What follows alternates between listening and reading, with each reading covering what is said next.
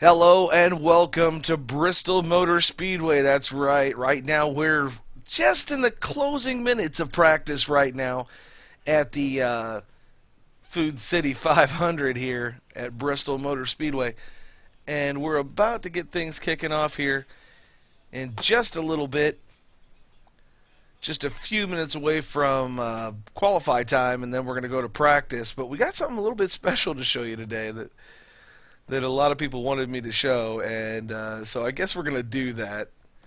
I'm going to pull it up right now, and I hope you like it as much as everybody else liked it. It's pretty funny.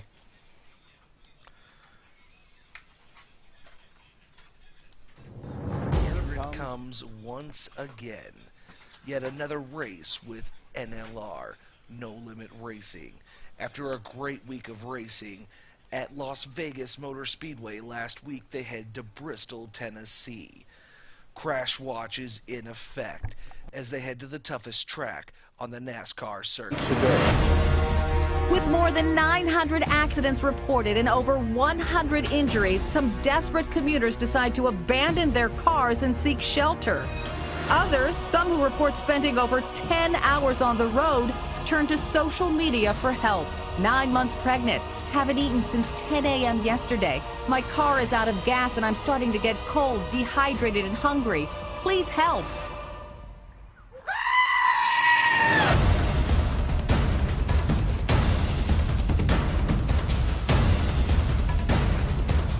I accept responsibility for the fact that we did not make preparation early enough to avoid these consequences.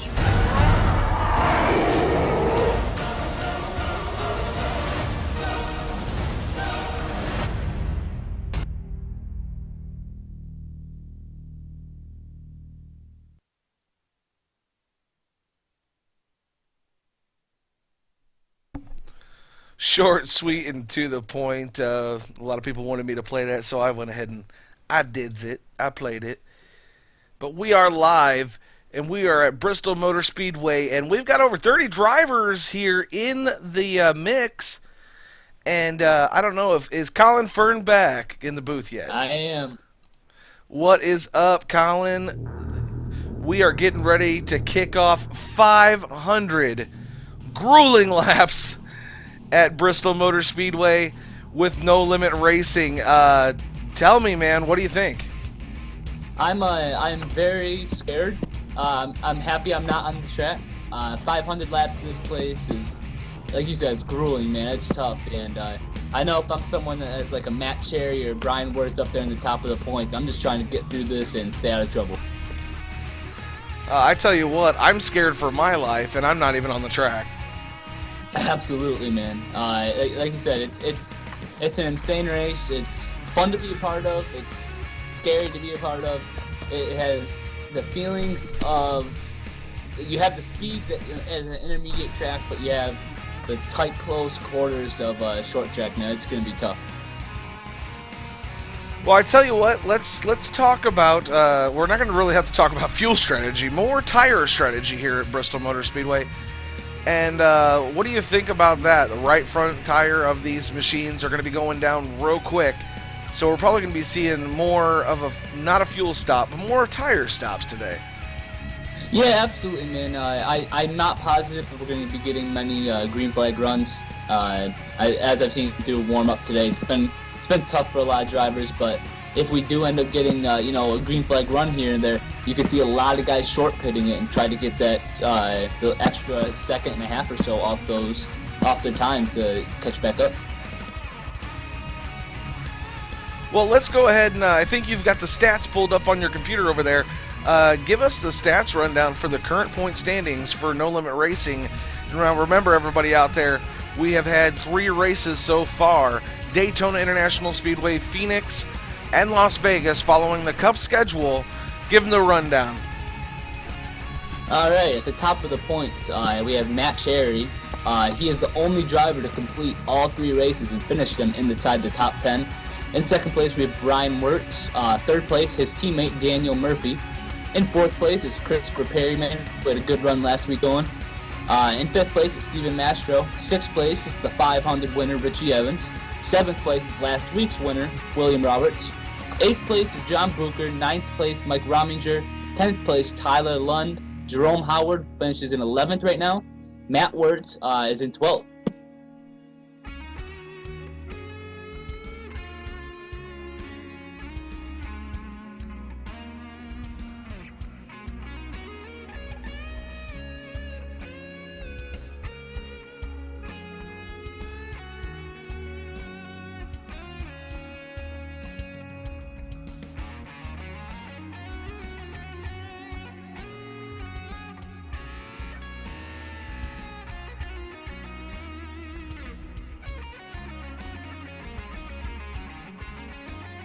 Michael, I cannot hear Yep, a word I'm of sorry. that, I'm sorry about that. But what I was saying is we've had a lot of people competing in these races, and we've had a good turnout every week so far. NLR members are very loyal, I'd have to say. And now, unfortunately, you weren't able to get in the races the last couple weeks, but you'll be here next week, right? Yes, sir, I will. I'll be at Auto Club Speedway next week in Fontana. I'm looking forward to it. It's going to be a fun race. Definitely almost the opposite of here at Bristol. You got a wide track, high speeds. It's going to be fun to be a part of. Well, we are about to go trackside for the promo video and the national anthem here in just 1 minute. Stay tuned to MW Productions. We're kicking it live, 500 laps at Bristol Motor Speedway. And we'll see you as soon as the promo and the Star Spangled Banner runs the... or whatever. I don't even know what I'm saying. I'm too worried about 500 laps.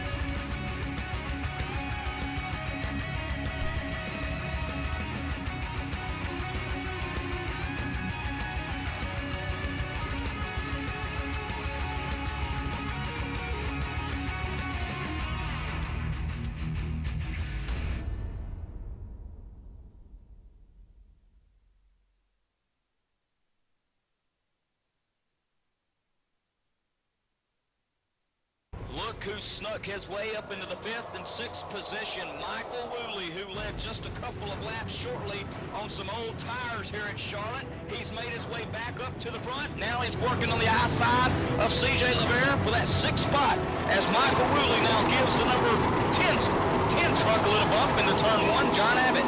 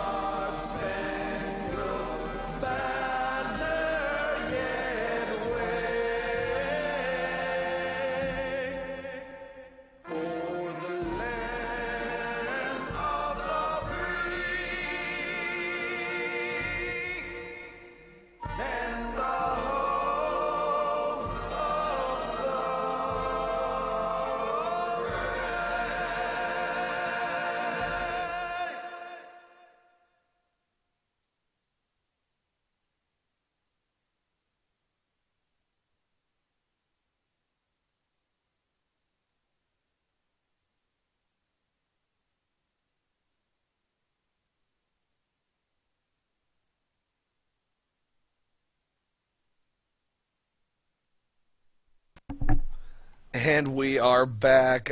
Qualifying just starting to wrap up here.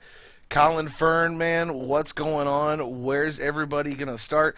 Actually, don't even answer that question until they start lining up. But let's keep it a little bit of a secret until for our viewers' sake anyway. We'll keep it a secret. Colin, what's up, my man? Not much, man. I'm looking forward to this race. I'm glad to be joining you up here in the broadcast booth.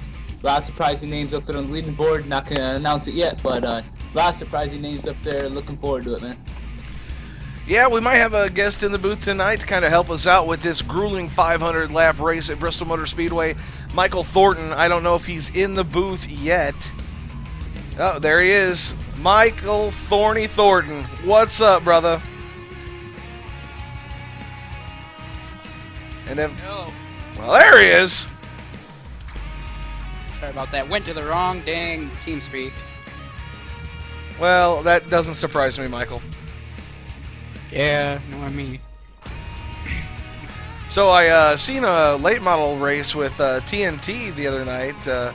How's things going over at TNT? Going interesting. Tom Majeski got the dang win. I was extra surprised to see him.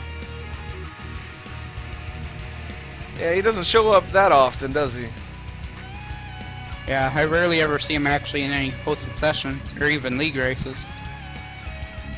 Then again, that's just me. I just got back on racing.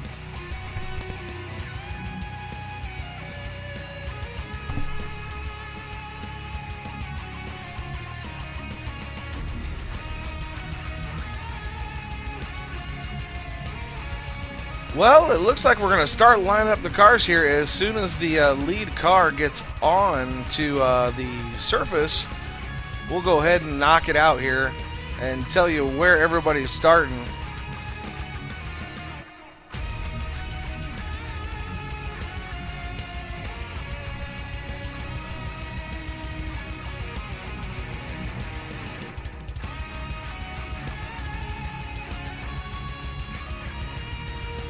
Well, it looks like Dan Roper is actually going to take the pole tonight.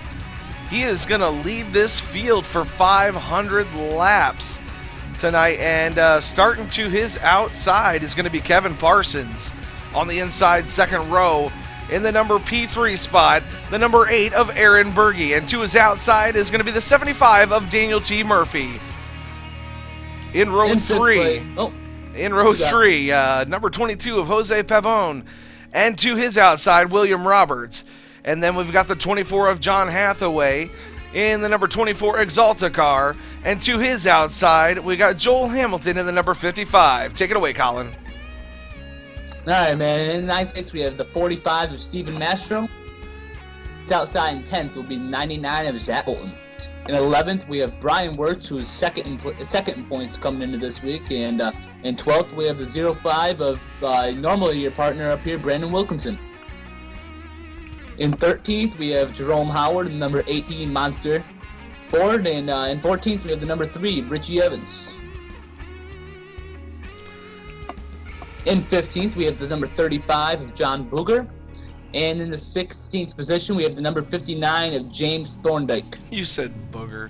In the 17th position, we've got the 77 of Teddy Reed. To his outside, the 4 of Mike Rominger. Sean Lodison on the inside of the next row. And to his outside, Christopher Perryman in the 41. Randy Shoemaker in the 23. Anthony Fitchner in the 87. Ross Cato in the 12. Danielle Cherry in the 48. Andrew Bird in the 13. And that pretty much, we got Thomas Lattimore and Jeffrey Creek in the back of the pack. Don't forget about my pick to win tonight's race, Lane Dalton. He blew up in his qualifying effort, so he's going to have to start in the back of the field. But he's my pick to win tonight. Team owner, team member. Hey, I'm looking forward to his good run tonight. Well, you know, let's pick our leaders. Let's pick who we think's going to win. Thorny, who do you think's going to win this one? Well, I gotta go with Dan Roper. He was pretty fast in qualifying and practice. Well, I'm going to go ahead and put my neck out on the line, and I'm going to have to say I'm going to go with one of two people. I'm going to pick two because you got to have a backup at Bristol. It's kind of like a late model race in the Midwest. You got to have a backup because somebody might get wrecked. I'm going to go with the 75 of Daniel T. Murphy And then I'm going to go with my boy, El Tigre, Jose Pabon. And here we go. The pace car is off, and Dan Roper's going to bring us to the line in the number 61 machine right there. And we are off 500 laps at Bristol Motor Speedway. Great start by Dan Roper there to get out ahead and get away from all the mayhem. Great start by him.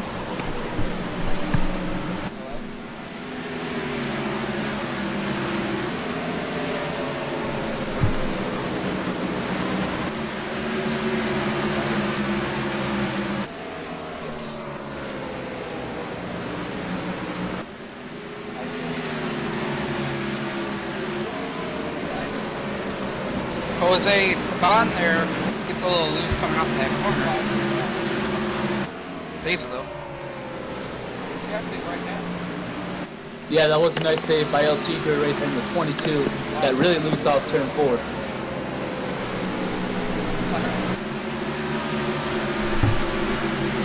You can already see it. It's tough to start at the back of the field here. As I say, my pick to win tonight's race, Lane Dalton. Started at the back of the field. He's already almost a half a lap down already. Kevin Parsons right now, he's going to be side by side with the number 8 machine of Aaron Berge as Aaron Berge makes the pass on the high side. Kevin lets him go. Those two are Dark Horse Motorsports, I believe, teammates right there. And they're not going to really push each other too hard. Right back behind them, the Wirtz brothers have some competition up there in the front as the Hoosier Tires Chevrolet, number 75 of Daniel T. Murphy, now in 4th place. And William Roberts right behind him. John Hathaway not too far behind from these guys. And if you're John Hathaway, I know what he's saying in that machine right now. He's saying never go full numpty.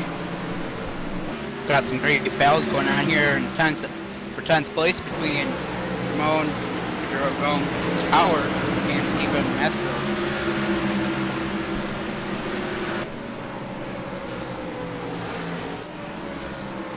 Joel Hamilton not having too bad of a night so far. He's sitting there in either 5th or 6th place. I believe it's 6th, unless they're lapping cars already. But Brian Wirtz to the inside now, trying to make the pass as they go down the backstretch in the 82 Oreo car.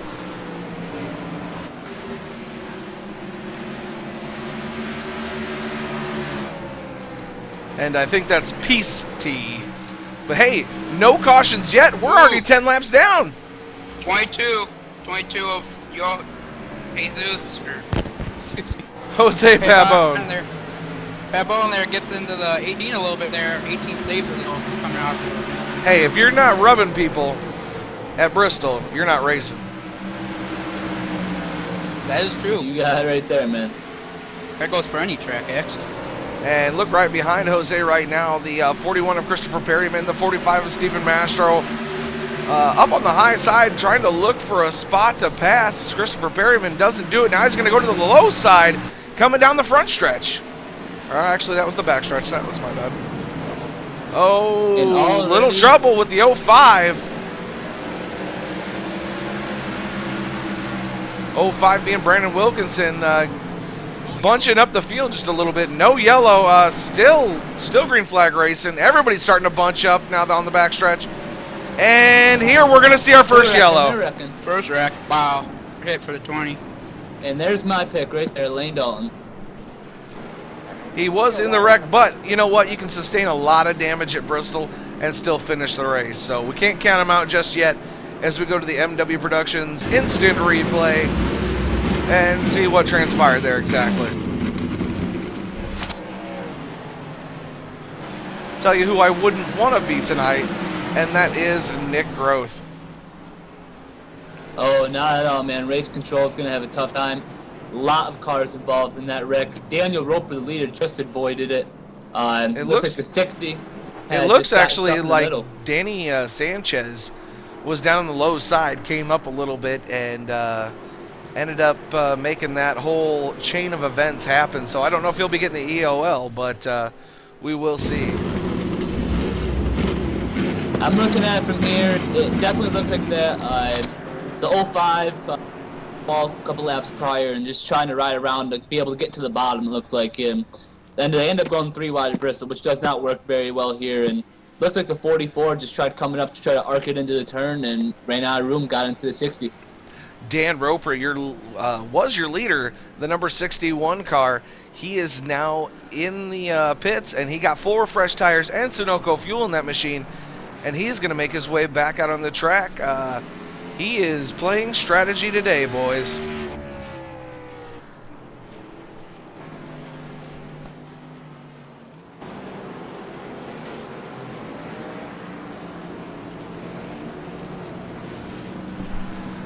Well, as we are under caution here at Bristol Motor Speedway, we're only 484 to go now.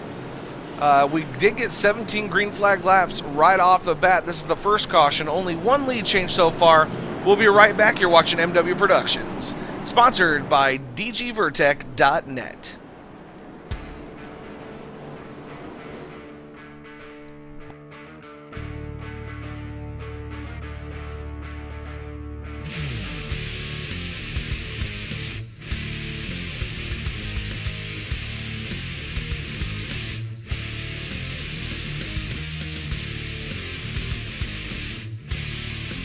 Yo, Mania. Don't talk during the commercials, please.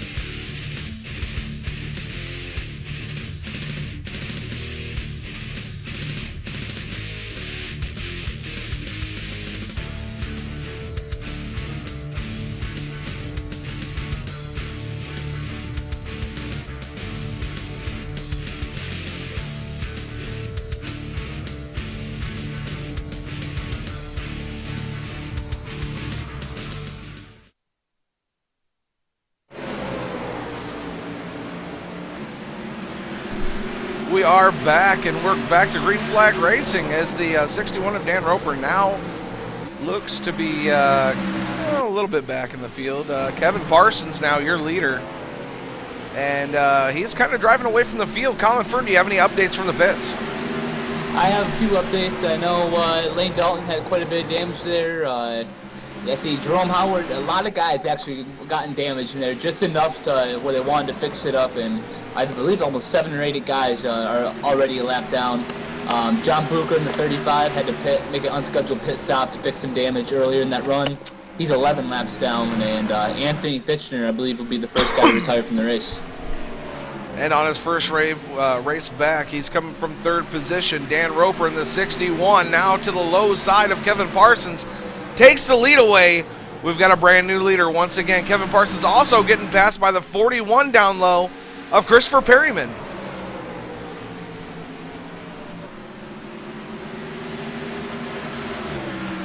Now you see that. See zero. Kevin Parsons not trying to go anywhere he can go, but he's getting blocked by Christopher Perryman. Perryman doing some good blocking there. You can definitely tell RWC has some of the class of the field today. Roper just drove away from the field on that on the first restart of the race, and he restarted 4th this restart here, and just has got up to the lead and just driven away from the field. Caution's back out on the track as we look to find the cause. Big Car pile up stopped in the all backstretch, it looks like. turn. If you guys can give me a lead on to where that caution started. Right off turn 2 on lap 26, looks like James Thorndike was involved.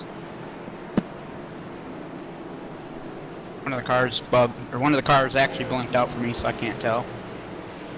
Looks like Matt Cherry, or Danielle Cherry rather, got into the back of James Thorndike. Also collected Thomas Lattimore, Sean Lodison, and quite a few others. Looks like Zach Colton and John Booker also got some damage there. Yeah, Matt Cherry got slowed up a little bit there, went to the high side, coming down the front stretch. And yep, he gets into the back of James Thorndike. So it looks like Matt Cherry probably going to get the UL for that one. Pretty straightforward. Yeah, tough break for Thorndike. He's been involved in quite a few reps the last couple of weeks. Had a good run going at Phoenix before he got turned.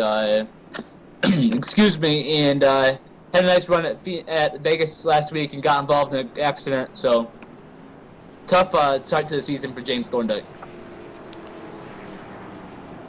Well, Thorndike must not have any required repair because he is back out on the speedway in front of the pace car trying to maintain his position on the lead lap. I don't think pit road is opened yet. I'm not positive. I haven't seen anyone take it yet. Looks like it's open this time by. We'll have to see if Dan Roper goes down once again. That will be the telltale sign.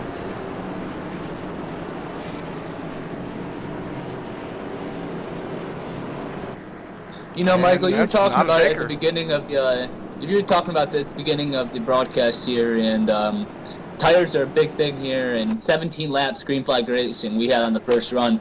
You saw Dan Roper as the first guy down pit road with 4 tires, and he just drove away from the field there.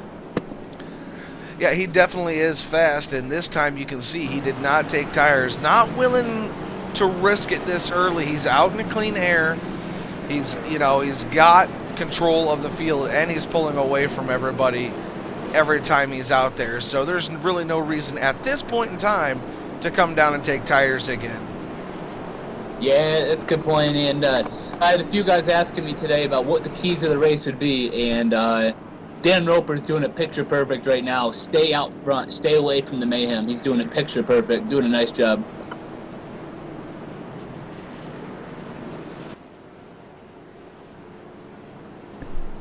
Now, I guess, there was a little bit of a scandal with Dan Roper earlier on last week with the league, and he was asked to leave, but since then has made an apology, and he is now back in the lead. And he's in the lead of this race, and he's coming back in great fashion. He really is, man, and it's like I said, he's had a tough start to the year. He's only ran one race, and that was the beginning of the year at Daytona, and blew up in that race. Missed the last 2 races due to suspension. But he's coming back with a bang. He's doing a nice job, and his teammate John Hathaway is going to be starting 3rd right here. We're getting ready to go green flag racing once again, double file. And Roper actually looks like he's spinning the tires there. Christopher Perryman's going to try to get the outside of him. He might have spun the tires, but God, he's off like a shot now. Wow, I think Perryman may have tried to let him by it so he didn't beat him to the line. And Hathaway in the 24, man, he's trying to hunt him down right now. Christopher Perryman falling back just a little bit. Aaron Berge right behind him, and Kevin Parsons back there in the 5th position right now. Jose Pabon's doing a nice job after a couple close calls at the beginning of the race, and he's up, still running 7th. Still a long way to go. 446 laps to go this time by. And there's one of my boys right there. 26 or 24, excuse me, Jonathan Hathaway almost hit both those 2 laps there. Hey, Thorny, I have you turned up all the way, and I can hardly hear you, buddy. Yeah, same here, bud. There's one of my boys right now, though. There. Ross Cato in the number 12 Purple Drink Chevrolet. I got that car custom made for him. It's pretty. Yellow. I can hear you now, Thorny. Got to look at, looks like Daniel T. Murphy's going to try to look under for 5th place by Kevin Parsons, but the outside lane just seems to be pulling away as William Roberts gets by on the outside there. 44 of Danny Sanchez using a little trouble, or caused a little trouble earlier on in the race. He is now not doing too bad. Looks like everything's working out for the 44 Ray Bestis machine right now, as he tries to get it underneath the 45 of Steven Mastro. Mastro in the wall. Oh no, Brian Wirtz spinning out the 12 of Ross Cato. The caution's back out again. The 82 definitely going to be receiving the old EOL penalty on that one.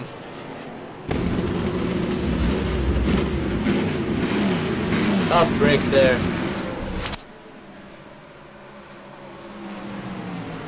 Makes you wonder, Jonathan Hathaway in that 24 kept on coming every time up there. Currently second. Every time he came through turn 3 and 4, he comes so close up to the hitting the wall. Makes you wonder if either there's something wrong in that car or if that's strategy that he's using. Yeah, I want one thing to go back. If the fans are able to see it, go take a look at some wreck avoidance there by Joel Hamilton. Did a nice job avoiding that wreck there.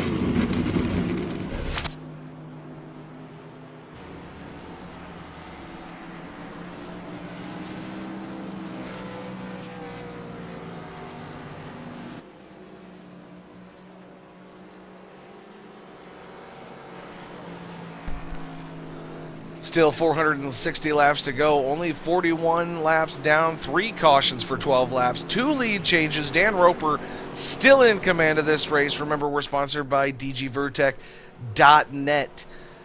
Go over there for all your web hosting solutions. dgvertech.net. And now a side note for the league here. Anyone still looking to, I believe I mentioned it last week, anyone looking for a new league to join, No Limit Racing is opening up a B series that will be run on Thursday nights at 8 o'clock Eastern time. You want to take a look into that? They can even run with the Maniac. Come on, Michael, we're trying to get him to go towards the league, man. Hey, come on now. They don't call me Maniac for nothing. Good call there, man. But looks like the top 5 here are going to be Daniel Roper, John Hathaway, Christopher Perryman, Aaron Berge, and last week's winner, William Roberts.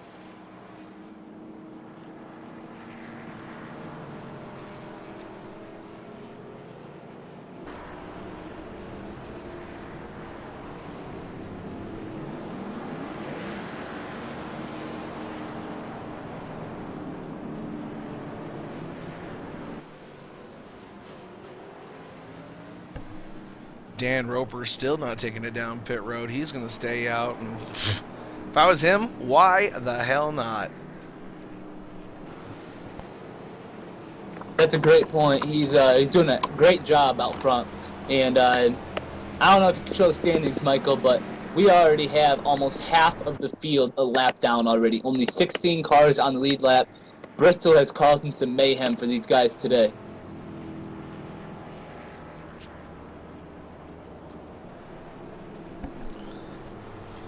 Just so if any drivers get wrecked out, I made you an admin there, Colin, so you can pull them up to the booth and see if they want to talk or not. Sounds good, man. We're going to double back up now. Pace car lights are off. I was not prepared for today. I tell you what, man, I was tired. I still am tired. Looks like RWC is going to be on the front row here once again. As I said before, RWC has been the class of the field early on today, just able to get away from the pack and just get away from all the mayhem. As I said, I mean, that's really the key to the race, is just stay away from the problems. And remember, you can fix any problem that you have by just going in and adding a little RWC tape to the car. There you go. And another great start for Dan Roper, able to clear his teammate on the outside, chooses a line into turn 1 and just drive away. Here comes Hathaway right behind him, the Exalta Chevrolet. Number 24, Christopher Perryman in 3rd spot right now. 4th, Aaron Berge. 5th, William Roberts. And 6th place, Kevin Parsons. But not too far behind these guys. Look, the number 22 of Jose Pabon, about to get passed by Ross Cato, but doing a great job staying up there today.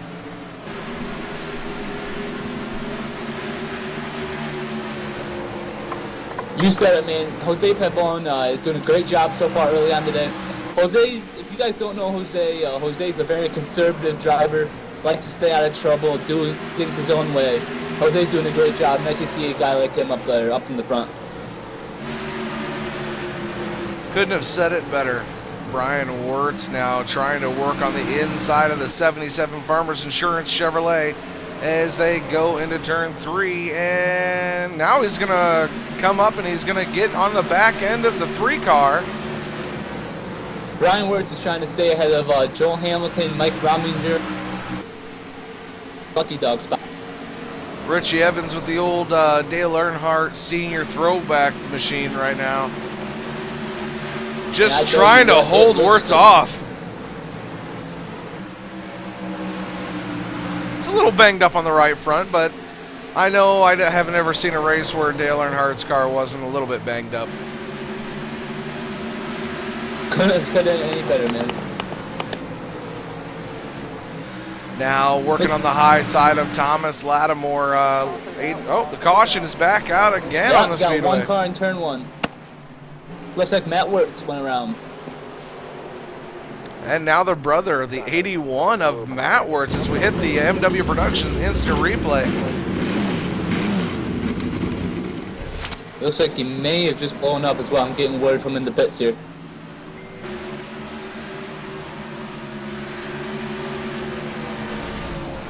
And yeah, that car just blew up. Self-destruct. That was it. That's all she wrote. One brother's problems, another brother's success is Brian Wirtz will be getting the lucky dog here and getting himself back on lead lap. Definitely good for the number 82 Peace T Oreo Cookie Chevrolet, and looks like Matt Wirtz is going to be out of this thing. Yeah, unfortunately for him, the first couple guys to retire. I know Anthony Fitzgerald looks like he may be done for the day. Other than that, I believe Matt Wirtz will be the second guy out.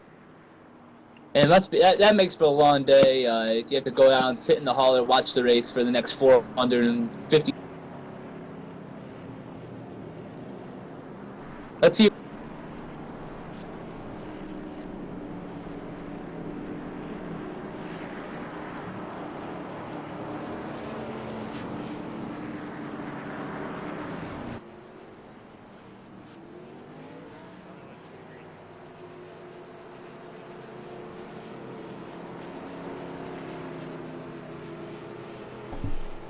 .447 to go. 54 of 500 down.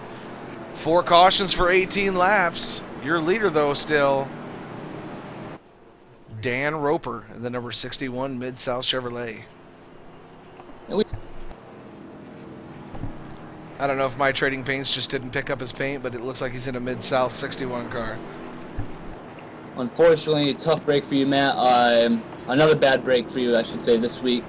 You plan on recovering? How do you plan on recovering and go to Auto Club next week? Well, next week we'll just head out right away. I'm thinking about just leaving the racetrack right now and heading out to Auto Club and start working on the race line there, and then we'll take a setup and see what happens. Sounds good, man. Yeah, like I said, it's unfortunate for you once again. Trying to still early on in the year, but you're trying to stay in the hunt for the chase, and you're right on the bubble today.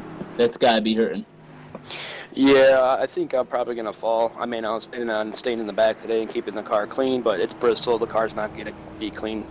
So I ended up getting involved in a wreck real early, first caution, and then I brought her down pit road, try to get all my repairs done, got that done, come back on track, try to make some spots up, and then my engine just blew and I spun out. So that's going to be the end of the day for me.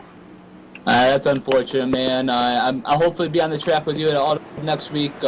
Looking forward to it. See if you cover that, man. Good luck next week. Thank you.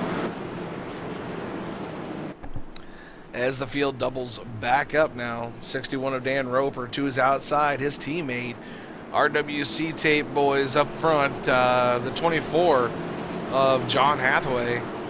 And looks like Christopher Perryman and Aaron Berge back there. Kevin Parsons, who's teammates with Aaron Berge. Those guys are going to be looking to come strong this time. And the green flag is out. Here we go. Dan Roper's going to bring us to the stripe again.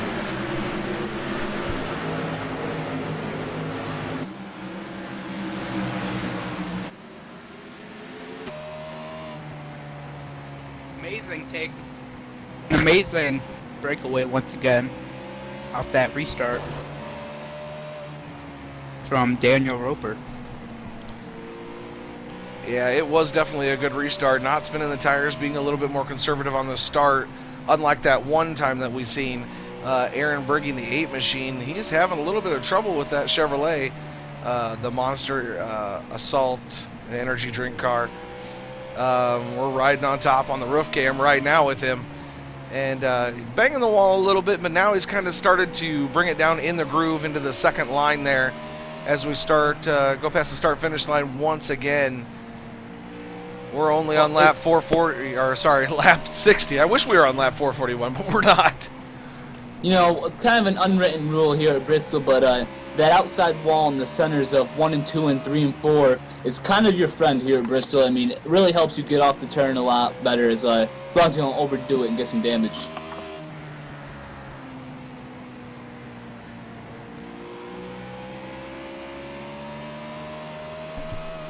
Looks like Bergie's kind of settled down now. Oh, as Christopher Perryman takes that wall in the middle of 1 and 2 there. Woo! Just smashes that thing into the wall to get some speed off the corner, but it looks like it might have hurt his toe because here comes Aaron Berge on his backside now. If you go back, and I believe it's 8th and 9th, 8th on back, it is just all bottled up. Here yeah, comes one car the train. slow on the backstretch.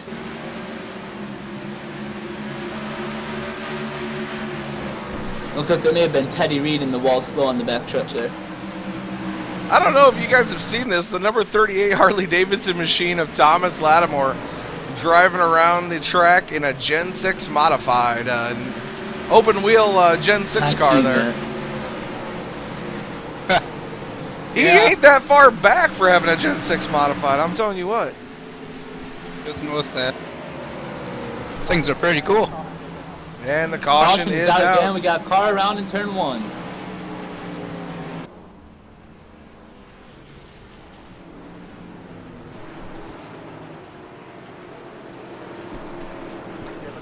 Mac Rominger, Zach Coltland, all involved in that. Looks like Rominger's day may be done. Teddy Reed involved, Jerome Howard looks like he's involved, James Thorndike again involved once again. Looks like Teddy Reed's going to be done for today. James Thorndike not having a great night at all. No, you said it right there, man. Tough night for James, tough break for him once again.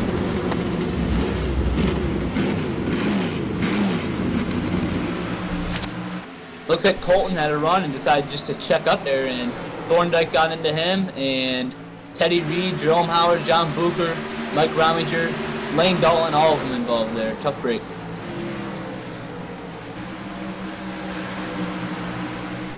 Yeah, I definitely think that's going to spell the end for Rominger, who was actually just a kind of an innocent bystander in that whole deal. Blew the motor right when he hit the back end of Jerome Howard, and looks like Lane Dalton might have finished him off there.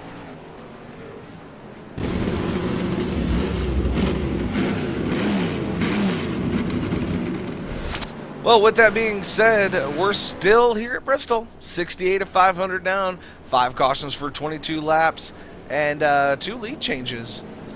We'll be right back. You're watching MW Productions, broadcast of No Limit Racing, sponsored by DGVertec.net. In a world where survival is the only rule, and feelings have no place, where winning is everything, and weakness is fatal, how much difference can one person make? That depends on the person. In every life, there is a line that cannot be crossed without leaving everything behind, except faith. Once that step is taken, there is no looking back, and all that lies ahead is destiny.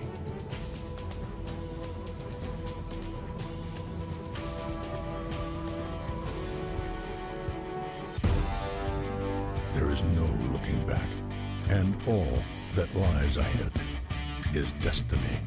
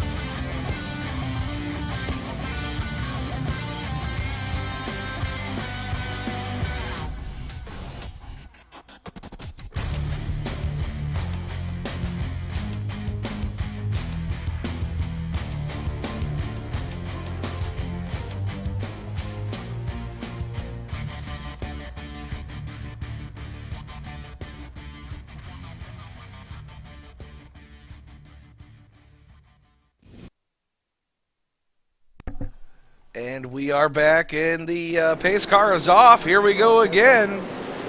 Your new leader, Kevin Parsons, but oh man, Christopher Perry, or not Christopher Perryman, but Dan Roper. Big shot on the outside, right out in front of him. Dan Roper's in the lead again.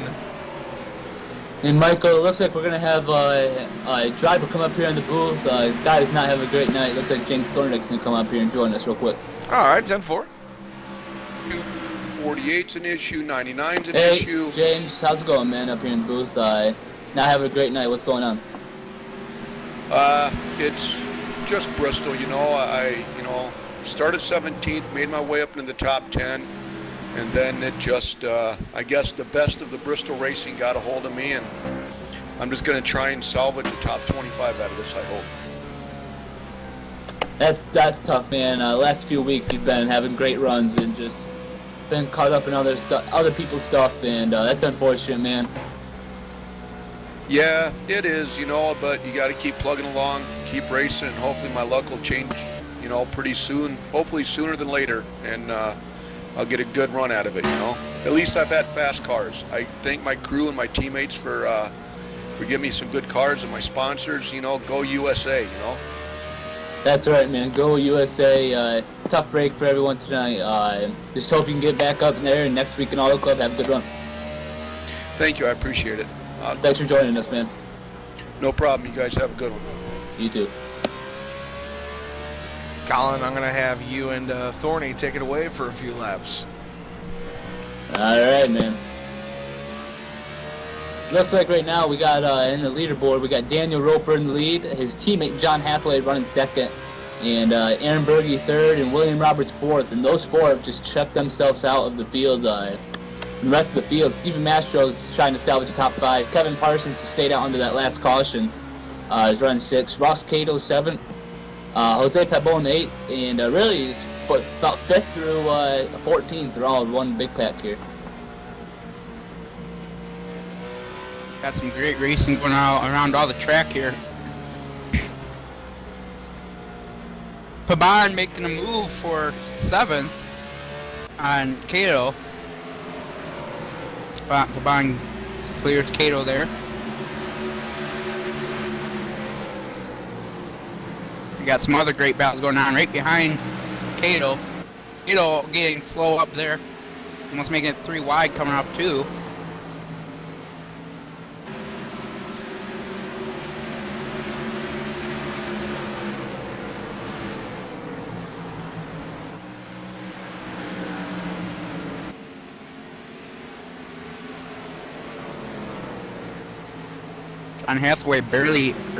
John Hathaway is actually gaining some position on Daniel Roper.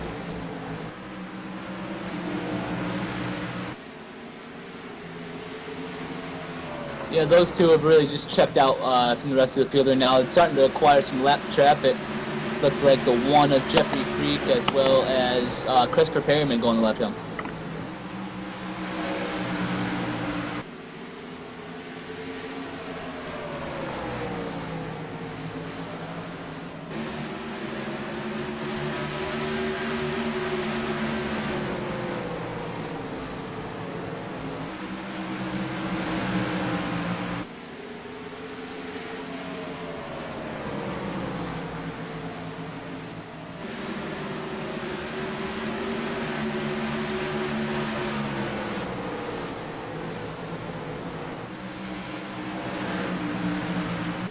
Lane Dalton looks like he's going to get out of the way there for Daniel Roper, gets in the wall a little bit.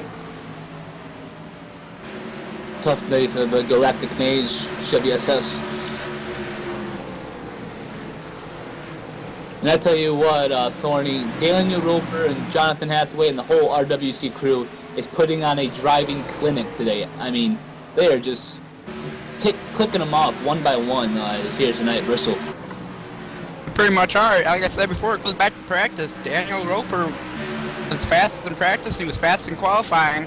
I mean, after seeing that, you kind of have to expect him to be pretty fast out here.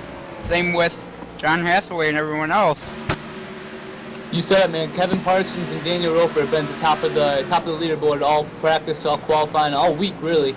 Parsons was up there in the top 2 or 3. He didn't pit on that last caution, so his tires are a little older than the rest. But Roper and Hathaway, man, Roper and Hathaway are 3/10 apart, and other than that, you got William Roberts in third, 2 seconds back.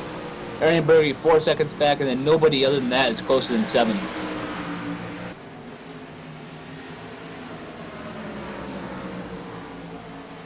Like I said, my pick is on Daniel Roper just because of the fact he's been fast all night, and he's definitely led the most laps tonight. And as you see him weaving out through this lap traffic here. You got him, man. You said it right there. He's definitely led the most laps. So far, it's been a tough night, though, as you see him lap his RWC teammate, Danielle Cherry. That is Matt Cherry, our points leader. Having a tough night so far, 10 laps down, 21st, but this RWC team is just, you have to wonder, they're just trying to stay out of trouble right now. You still have well over 400 laps left, 407 to be exact. Just long race, you gotta buy your time here. And now this rate, though, they're gonna lap field. Now they're starting to get into the big parts. Well, they just actually got out of the big area, but that was some big lap traffic there. I think they actually might let Jonathan Hathaway might have gained a little bit of time on Daniel Roper from that. Yeah, it looks like what's going on is the lap cars are letting Roper by, and Hathaway's just driving right by him, and he's able to get to the lap traffic a little better, as he has gotten within a couple car lengths of his teammate in the 61 right now.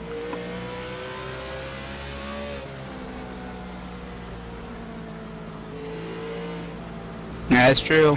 These lap car drivers are not ignorant or anything. They will let them by because they know that that's what they need to do. That they should not try holding up the leaders. That actually shows great respect right there to the leaders as well. Yeah, it shows some tight bonds. If you really want to see the respect for the drivers throughout the league, you gotta see how people respect the leaders. It definitely shows a great, as you said, great gratitude.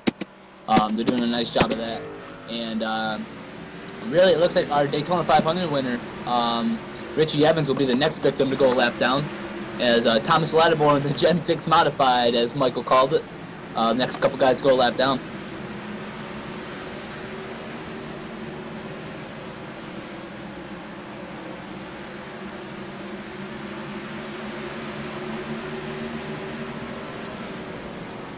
You see Jonathan Hathaway really gains time in on entrance, and Daniel Roper is just able to drive it off the corner so much better, as they're about to acquire some more lap traffic. Looks like 9th, 10th, 11th, and 12th. Brian Wirtz, Randy Shoemake, Thomas Lattimore, and Richie Evans. That's going to get really interesting here. we're seeing 2 wide. Now you see the 61 of Darren Roper's actually blocked in by the 3 and the 38. Obviously not their intention. And 61, Darren Roper, as you see, just can't really make his way around as we hit 101 or 102 laps out of 500. Yeah, you said, man, it's a great call. Looks like he's gonna make 3 wide into turn 1. Close call there. 3 wide with lap cars is a scary situation. I'll tell you that right now. As he gets loose, he's on the bottom now. You got a car in the wall. Looks like Randy Shoemake right in front of the leader. Contact with Daniel Roper. 38 gets into Darren Roper a little bit. Now Darren Roper looks like he had some damage, just a little bit of damage from 38 getting into him. And Jonathan Hathaway loses a lot of time off turn 2 there. That could have been a pretty big wreck, but thankfully it wasn't.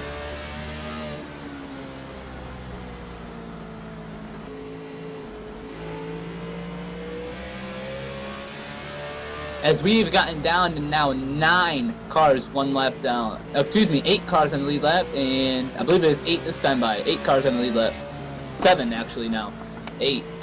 7 or 8 cars on the lead lap. It looks like El Tigre, Jose Pabon, made his own set. Have having a tough week in practice. He's running well tonight, but about to go a lap down.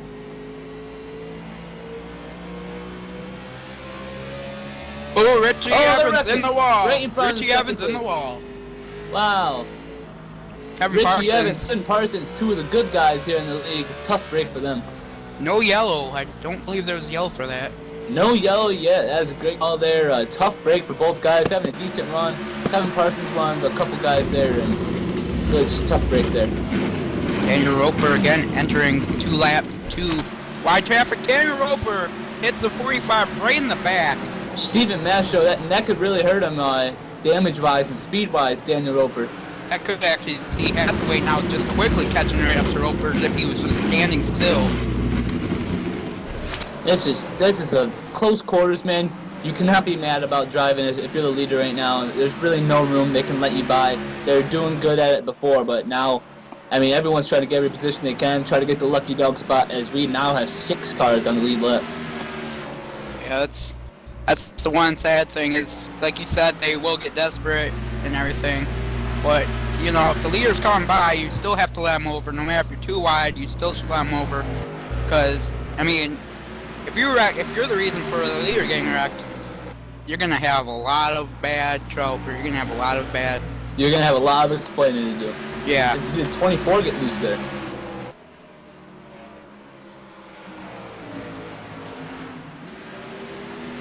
Amazingly, Hathaway really hasn't, gained any time on Roper there. We're just getting word that it could be very possible that Daniel Roper will not be able to finish this race. Just getting some word through the pits it's about that. A possibility that Daniel Roper will not finish this race, as he is pulling down pit road right now. Daniel Roper looks to be giving up the lead. Tough break for him. Your new leader, Jonathan Hathaway. Yeah, and Daniel Roper will be exiting this race. And second place is actually 7 seconds behind the leader. Yeah, and Jonathan Hathaway now takes over the lead from his teammate. Now 5 cars on the lead lap. Obviously, very, very disappointing night for Daniel Roper. Leading most laps tonight, leading almost every lap, if not everyone. And now having to pit, or having to leave the race now. So probably all these lead lap cars now, after seeing that, are probably really hoping that caution comes out so they can catch back up to the leader. You said it, man. Looks like Brian Wirtz is 15.8 seconds behind at the last line right there. Looks like he's gonna let that one go. He's about to go a lap down by Jonathan Hathaway. As Richie Evans is gonna pull on the apron there, some damage from the accident prior. Lane Dalton having a tough night. He's 19 laps down right now. Ross Cato just went 2 laps down. The first car 2 laps down. The full drink.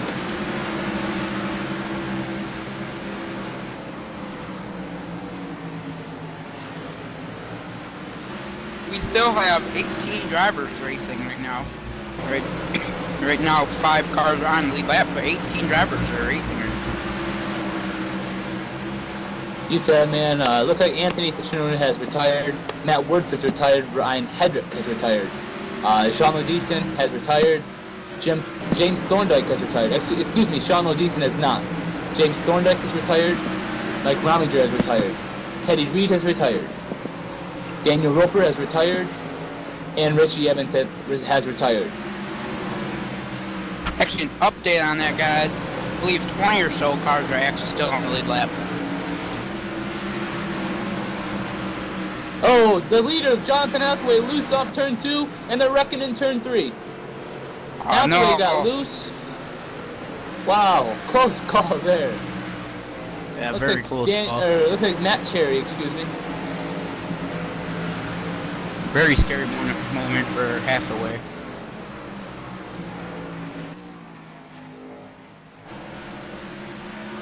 After 122 laps, you're at Bristol. Time goes by fast. Excuse me, sorry about that, man. Out of the 30 cars to start the race, 23 are still driving in this race. Only 5 on the lead lap. And it looks like Brian Wirtz, who just got his lap due to the leader's misfortune, is about to go lap down once again.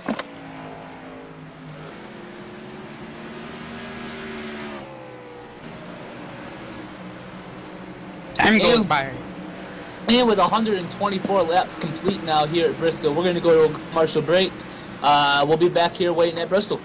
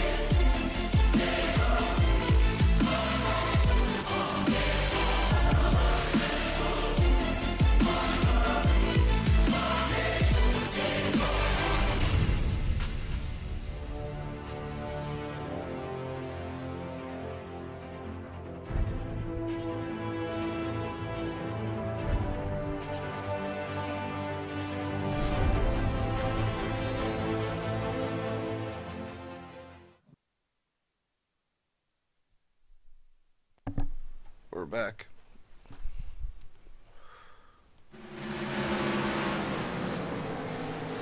We are back here at Bristol Motor Speedway. Michael Thorney doing a good job helping us commentate this race. Really, really long race. Colin Fern also in the booth. Thank you very much, Colin. And some excitement, man. John Hathaway almost losing it there and almost taking himself right out of the race. We have a few more guys retiring here. Ross Cato, unfortunately, he was having a great run. He is retired for the race. Well, let's get an update where Jose Pabon is. Let's check on Jose. Looks like he's running 9th right now. The last car 1 lap down. He's having a great run actually. 9th place at Bristol. Really not that. You can't be upset with that too much. No, not at all.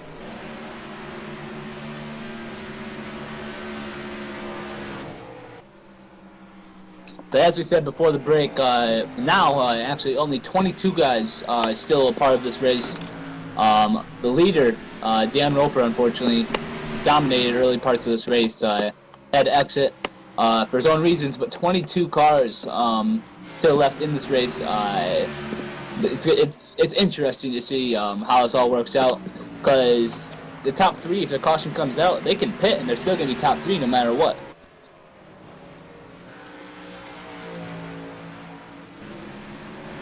But Jonathan Hathaway is just clicking them off one by one. It's just, he is putting on a clinic right now.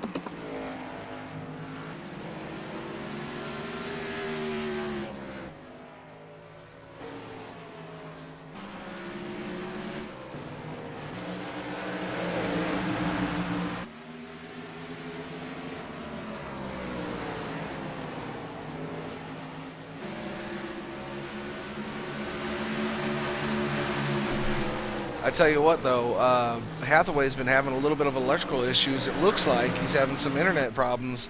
Might have to take that car behind the wall. And if he does, Daniel T. Murphy, who's in 2nd position in that Hoosier Ford Fusion, he will be our leader. Daniel Murphy, 11 seconds behind, and he's the only one besides Jonathan Hathaway that is on the lead lap. And if you don't remember, I did pick him. So Daniel T. Murphy's still up there. He is, and looks like we have the leader, the prior leader, Daniel Roper, would like to come up and join us in the booth. Oh, sure thing.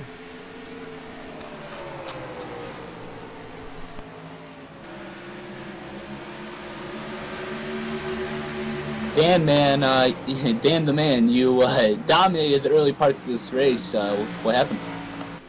Yeah, man, boys at RWC really hard. We set up all week. Clearly, we had some really great pace for race trim. Me and John were doing a great job there. I guess Steven just got a little checked up in front of me there and just got in the back of him, and the engine was overheating there. That's the reason why I had to pull off at that point. That's really unfortunate, man. You dominated the early parts of this race. You and John Hathaway, we were baffled by it up here in the booth, just putting on a driving clinic, and Hathaway's still continuing that right now, but it's tough for you to not be up there, especially after a 2-week break. Yeah, it's first week back in the league since Bristol, so I was kind of looking forward to a good run, but sometimes you just can't do anything about it. I mean, we'll work hard for next week in Auto Club, and I'll work hard to give these guys another good setup here at RWC. All right, man. Thanks for joining us up here in the booth. Good race from what you had there. Good race, but tough to see that happen. Yeah, it's all good. Thanks, guys.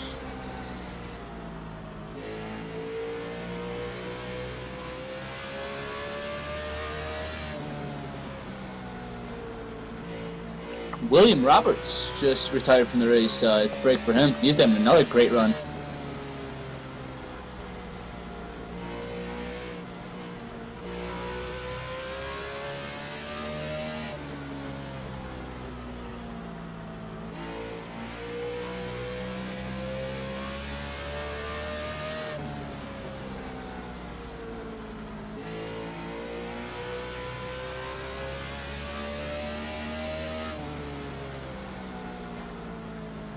Can't believe we're on lap 148 here. Time goes by quick.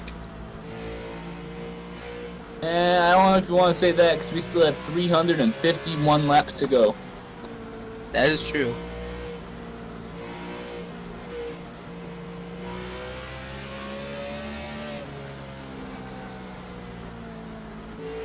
Murphy. You have to think, man. Nice green flag. Oh, excuse me. Sorry to interrupt you there, man. But nice green flag run we're having. Go ahead. Daniel Murphy better be watching out the back of his mirror, because after these next few lap cars, he's gonna be tracked down by Jonathan Hathaway, and if Daniel Murphy gets lapped, everyone then has been lapped in the field. Yeah, and it goes back to what Michael said at the beginning of the broadcast. Tires are a big thing here. And I really believe if someone like Daniel T. Murphy or Brian Wirtz, Aaron Berge, some of those guys that are still up there in contention, if they short pitted right now and able to get those 4 fresh tires, they could be running close to a second faster a lap than the leader Jonathan Hathaway.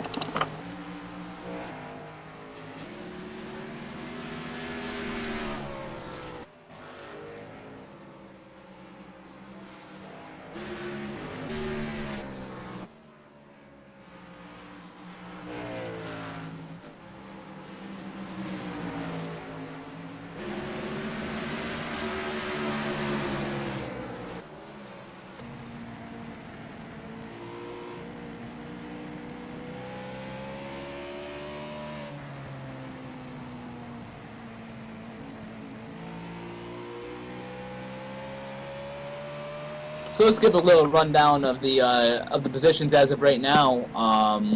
Jonathan Hathaway dominating so far after his teammate Daniel Roper sustained that damage. Jonathan Hathaway leads. The only other car on the lead lap in second place is the 75 of Daniel T. Murphy. In third place, Brian Wirtz in the 82, 1 lap down. Aaron Berge, number 8, is also 1 lap down. Joel Hamilton, top 5, is 2 laps down. First car, 2 laps down. Steven Mastro, Thomas Lattimore, Jose Pabon, El Tigre running the 8th, the last car 2 laps down. Danny Sanchez in 9th, the only car 3 laps down. Excuse me, as now Jose Pabon goes 3 laps down. Christopher Perryman 10th, Jeffrey Creek 11th. Kevin Parsons 12th, he was involved in that little incident during the green flag run with Richie Evans after he was up there in the top 3 or 4. And 13th will be Brandon Wilkinson, and after that, just nobody really in contention. Zach Colton in the 99, number in 14th. Daniel Cherry in 15th.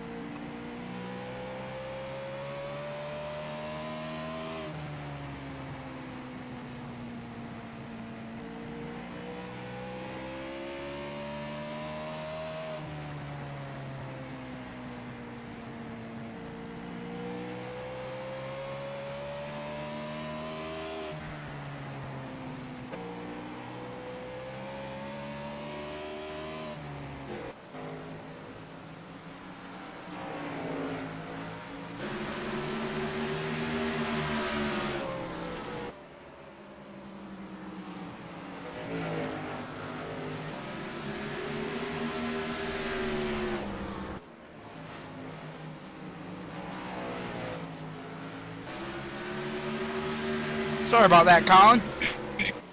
Just got a man. phone call from someone. I just had to take a little quick break there. It's all good, man. You're missing some pretty decent racing out here. You're missing, you can learn a lot from Jonathan Hathaway right now. He is on, as I said, I don't know, 3 or 4 times already, he is putting on a clinic. Yeah, and ever so closely. Aaron Berge Daniel heading Murphy. down pit road. Don't know if this is a scheduled pit stop, but it sure does look like it. I'm getting word from down here in the 8th pit. It is a scheduled pit stop. Gonna try, as I said before, going back to your previous comments about the short pitting and the tires being a factor. I believe that's what Aaron Berge has in mind.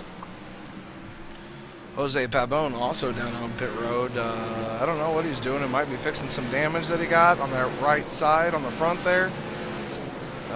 Looks like Aaron Berge's getting some fixing up done too. Try to make this thing a shootout at the end, but with Hathaway and Daniel T. Murphy, I mean, only 2 cars on the lead lap as far as I can tell. And Here Daniel comes T. Murphy Hathaway. better look out because he has about 8 car lengths between him and Jonathan Hathaway.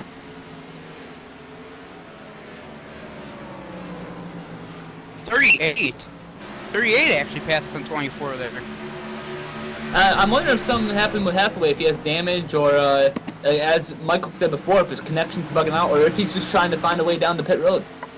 Or he could something that might be isn't unusual, but at the same time is usual. He might be laying these guys high because I mean, if they just come from the we got a car pits, around on pit road. Looks like Randy Shoemate.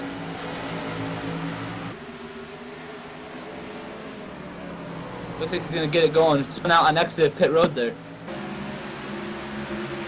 Oh yeah, saying though, if these cars were, came out of the pits, they're gonna be faster than Hathaway. So Hathaway knows that, and if they're coming around his bumper, he's just gonna probably let them by because they're like 4 or 5 laps down.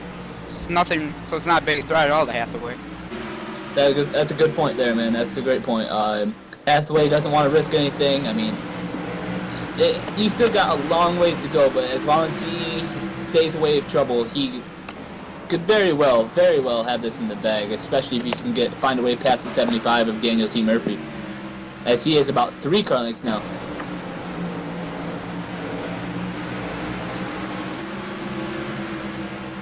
Daniel Murphy just better press that right foot pedal down as hard as he can.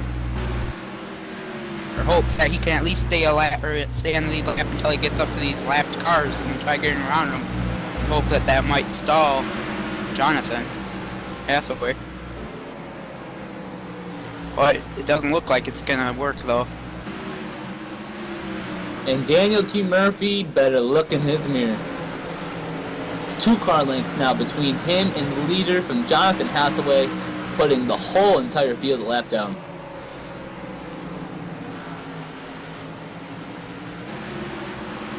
It looks like Christopher Perryman's up next to the wall here.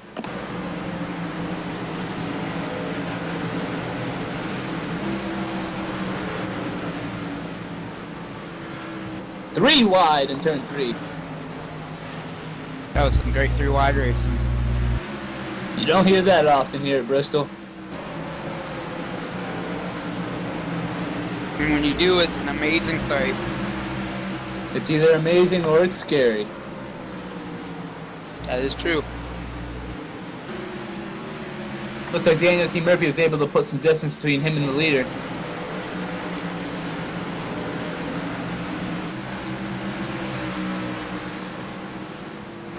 And there's another car on the wall. Looks like Brandon Wilkinson once again up against the wall there. Right in front of the leader. Murphy has to be very happy for these lapped cars being here. He probably right now would have been a lap down. Yeah, absolutely, man.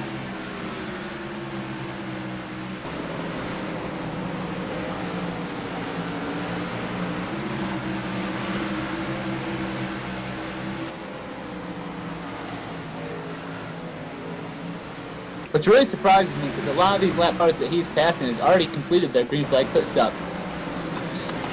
Leaving Murphy to think that 82 gets in. Actually 24 if Hathaway got a little bit of damage from that 82 of Cherry. 82 on the front stretch here. Look at Kevin Parsons and Danielle Cherry got into it right there. 82 of Brian Works. Sorry about that.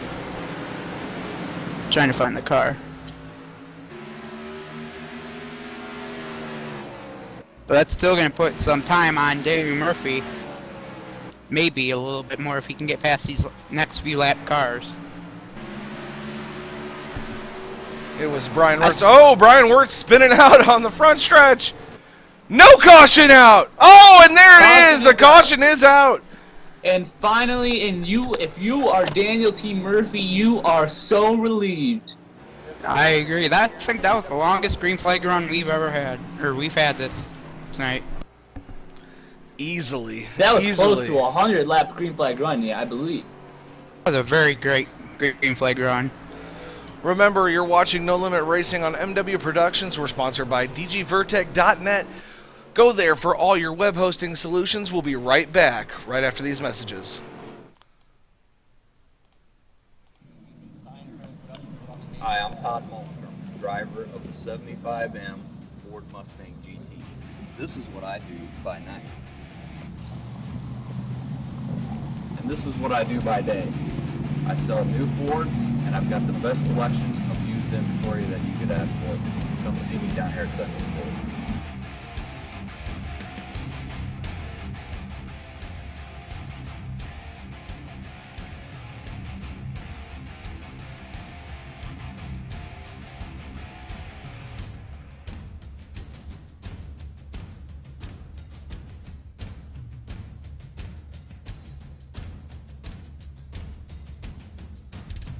Are you tired of getting hassled at the dealerships?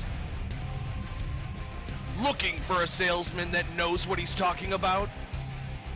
Are you looking to buy a new or used car? Then look no further! Sexton Ford Moline, Illinois has the biggest selection of new or pre-owned vehicles, and Todd Malmstrom is the salesman you want. Todd is an expert when it comes to cars, and if you don't believe me, then you should see him race on a Sunday night. With his top-notch professional customer service and expertise, he will make sure you go home in the right car for the right price. No hassle, no haggling. Todd will make sure that you're happy when you leave the lot with your new or pre-owned vehicle. Remember, Sexton Ford may be the talk of the town, but so is Todd Malmstrom. If you're in the market for a new ride, then buy one from a winner. Todd Malmstrom at Sexton Ford Moline.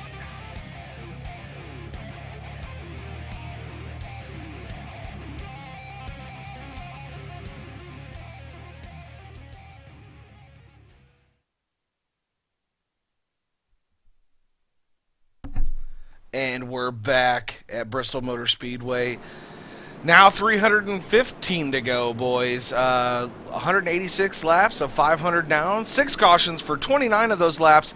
Actually, a pretty damn good race here so far. And I thought we couldn't swear. Well, within reason. Yeah, I know. I said piss the other day on one of the broadcasts, so. Well then. It was an accident, mind you, but you know, it happens. A lot of wave cars coming around this time. Like a lot. And now your pole sitter. Who is it, folks? Right now, it will be Jonathan Hathaway. Back in the saddle again. Either way, Jonathan- we're only going to have 2 lead lap cars. Which all it takes, though, is for those two to get tangled up, and everyone's back in it. Yeah, everybody would be back in it. Yeah, that would actually be very exciting. I don't wish that for either of these two drivers, but that would be crazy. Hathaway able to get the run off bottom and just clear Daniel Murphy. I don't think Dan's going to be worried about it too much. I think he's just going to drive his line, drive the car exactly the way he has been driving it. He knows that Hathaway's got a little bit of damage on the Exalta Chevrolet in front of him, and he's hoping that he'll catch up to lead or lap traffic before he does, because that could spell problems for Jonathan Hathaway. Brandon Wilkinson trying to come in the pit road off that restart, slams right into those tire barriers.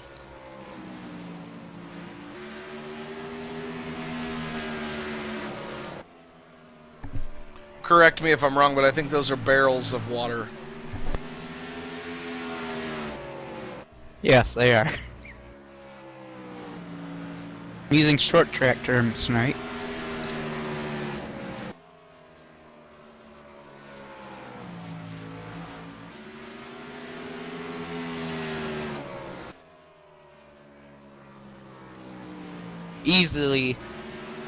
Easily done by Jonathan Hathaway with his lead.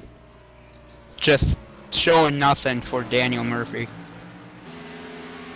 And we have only 1/3 of the field tonight has already retired from the race. Tough night for a lot of drivers here at Bristol Motor Speedway.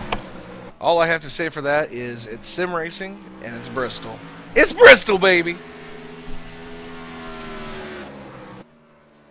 Bristol's probably one of my favorite NASCAR tracks for not just wrecks, but for the awesome racing, kind of like you're seeing here tonight. Anything goes.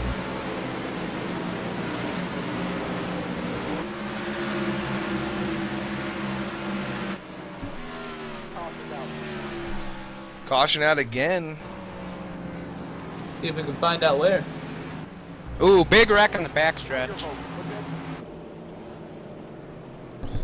Looks Wow, like Kevin Jose Parsons Pabon. might have been in on that. Oh no.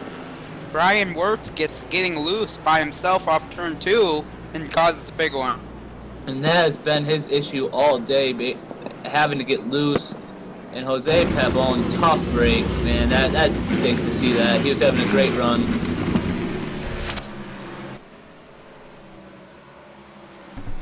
Looking at the MW Productions instant replay right now, Wirtz Steven getting loose coming off. Wow. Loose getting Wirtz off. Wirtz getting loose off of 2, then coming off of 3, still getting loose coming by the front stretch, and 1 and 2 kind of rides up against the wall. Still a little bit janky as Creek was starting to move up on his inside there. Wirtz comes down, does a little crossover move, wasn't able to stick it. And trying to see exactly where this transpired, but still not seeing it.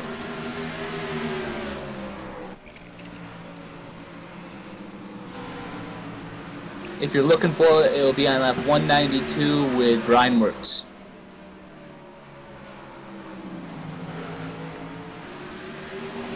It was actually on lap 198, but okay. No, for Brian Wirtz it'll be 192, but on the race it'll be 198. Yes. Okay. Yeah, that looks like that's going to be the end of the day for Brian Wirtz, and nobody to blame but himself on that one.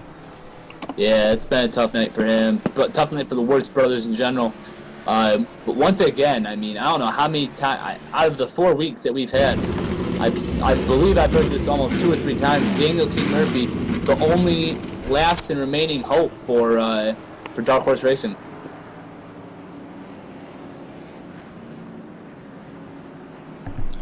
Yes, he is the unicorn in that group right now. And one thing you have to be looking for now, one guy who's definitely loving these cautions is Joel Hamilton, able to get the past 2 lucky dogs, and he's put himself now 1 lap down.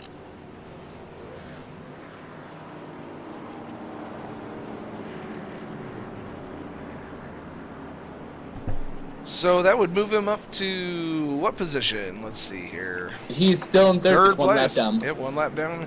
The next car in the line in 4th place is 4 laps down.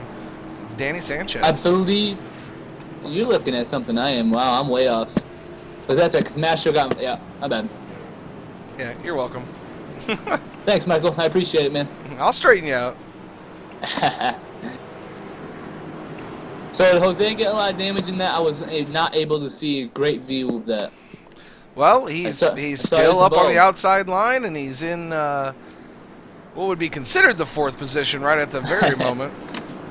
As the pace car lights are off, and it's about ready to get off the track here and get out of the way so these guys can go back racing. There it goes. Green flag coming out, and Jonathan Hathaway is going to bring us to the line. 75 with a little bit of a run on his outside. Well, yeah, kind of hesitated there right at the end of it. If he had kept pace, he would have been right beside the 24 car on that start, but he kind of hesitated there, and that kind of set things in motion. You cannot see these guys. Look at Jose get it huge around the outside. But those 2 guys at the beginning of the field, Hathaway and Murphy, with Roper unavailable as of this time, just pulling away from the field.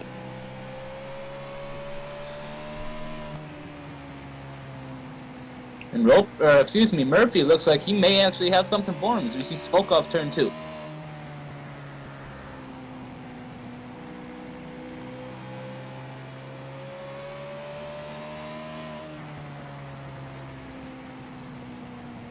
But as we approach halfway, Thorny and Michael, what are you guys' lookouts for the beginning of this race? Kind of like a mid-race recap. For me, I for me, my mid-race recap has to be part of just the RWC pure power. Obviously, Danielle Cherry has been having a tough night, but Roper and Hathaway have just dominated the field. Unfortunately for Roper, had some damage there. Wasn't able to finish the race, but Hathaway is just able to pull away as he's getting passed by Daniel T. Murphy. Oh, no! Contact! No! Oh! Oh, he saves it! He saves it! No caution! What a Hathaway is save by gonna Jonathan Hathaway. Hathaway's going to be a very, very... We were on the roof cam with Jose Pabon when that went down. Wow. All I got to say is Jonathan Hathaway is probably not a very happy man right now. Not at all. You know, Wow. I mean, speaking on behalf of Daniel T. Murphy, it really didn't look like he was trying to do that. No, and you can hear on the 75 radio, he said as soon as he made any contact whatsoever, you could hear him saying, "Tell him I'm sorry, tell him I'm sorry." He said sorry. He definitely not intentional there. I mean, both of these competitors have been racing hard all day long, and I mean, they're 209 laps into it. You know, I mean, something's got to give, and it just finally did. Hathaway slowed up enough, and he got him right in the side of the door. Hathaway able to save it. Awesome save by Hathaway, though. That does have Bristol, that right baby. rear damage there. That's Bristol. And that's why a lot of people love Bristol. Absolutely, man. But regardless of the situation, Daniel T. Murphy is the leader at this time. He's holding. He's not Probably giving up. breathing a He's sigh actually of holding. relief. Absolutely, man. Able to clear Hathaway, and regardless of the situation, able to clear Hathaway, get out ahead of the field, and stay out of the trouble. But that goes back to my mid-race recap: is the adjustments Daniel Murphy has made today has been able to put him up there in contention with RWC. I have to agree. I'm amazed on how good they've raced today. I mean, like you said, Roper and Hathaway have literally have dominated the whole race here. This caution is out.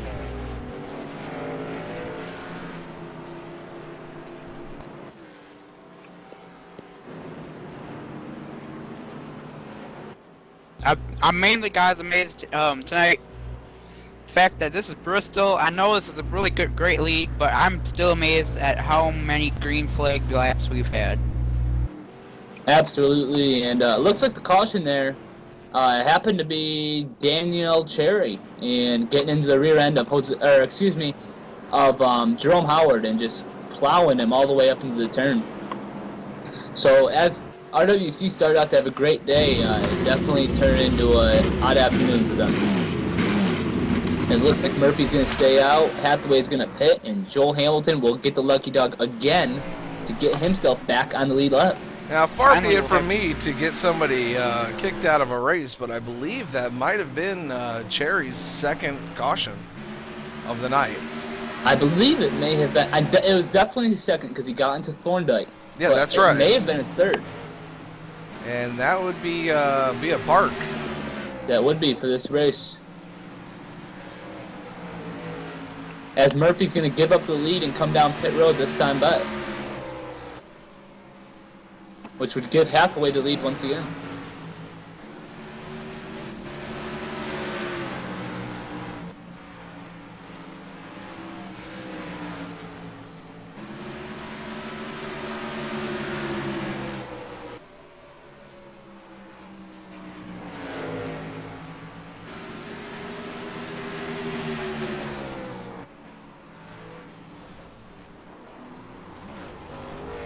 Yeah, looking from the footage, I mean, I would have to say Cherry is probably going to be parked for the rest of the night.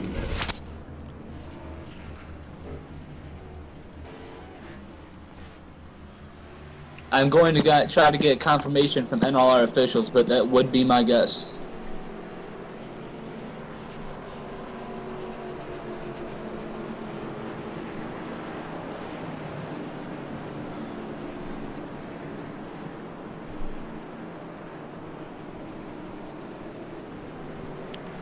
Well, while we're still under caution, we're going to go to a quick commercial break. Remember, you're watching MW Productions coverage live on YouTube of No Limit Racing at the Bristol 500 lap Carmageddon race here, and we're sponsored by DGVertec.net. Keep watching. Stay tuned. More coverage right after this.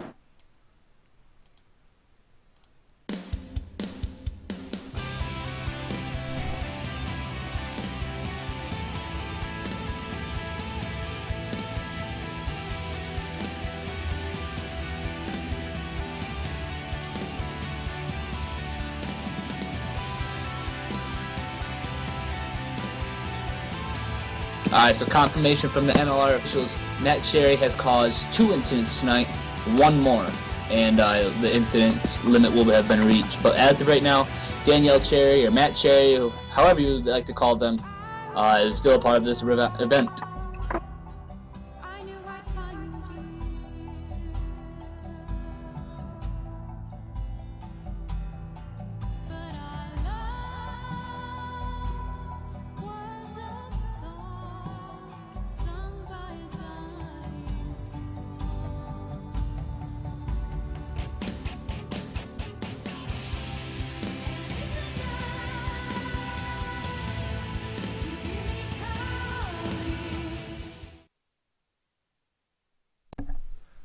And now we're back.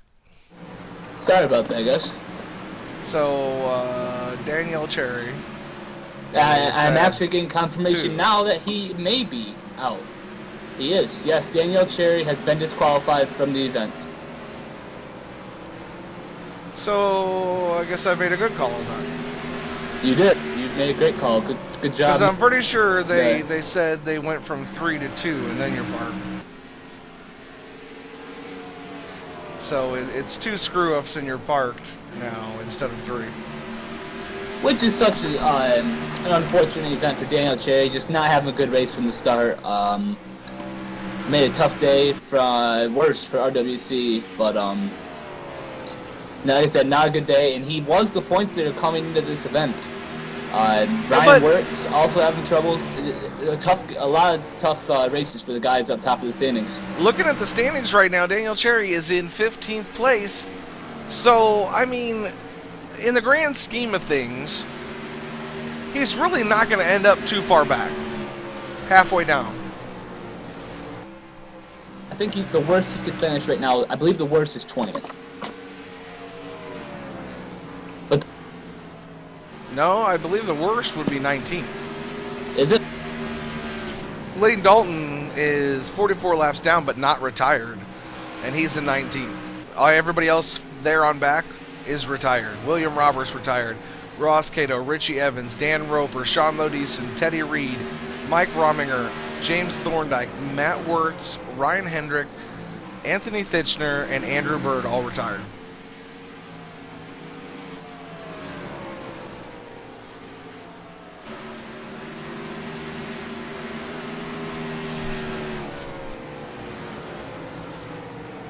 And it looks like, I believe it was the 99 blew up and came down right on the 35 side. I did see him smoking there coming down pit road. Must have blown the engine in that 99 machine. Unfortunate circumstance there for Mr. Even Zach more Colton. unfortunate for the 35. 99 just had nowhere to go, came straight down and smashed the 35 on the side.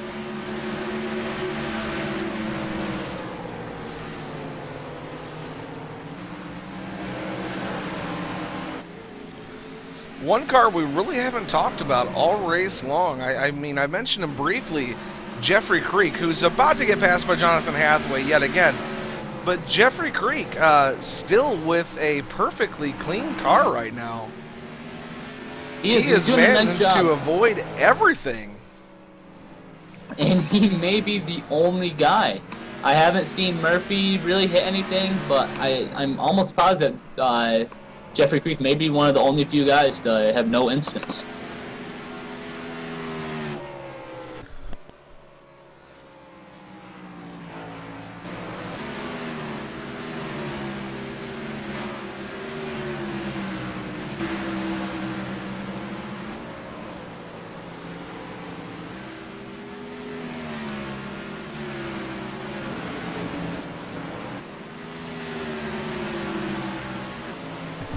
Now, let's talk about this a little bit, Colin. What was the deal with the $25 or the $20? Okay, so now that you can, now we're able to tell everybody, if you I'm going to call you out on this. Okay, I'm okay with that. If you finish on the lead lap with 0 incidents, you will be giving $20 as a donation by myself.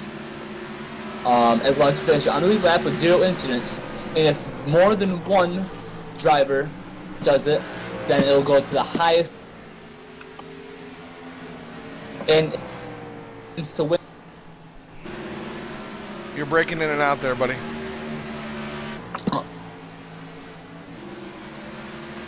As I said, sorry about that.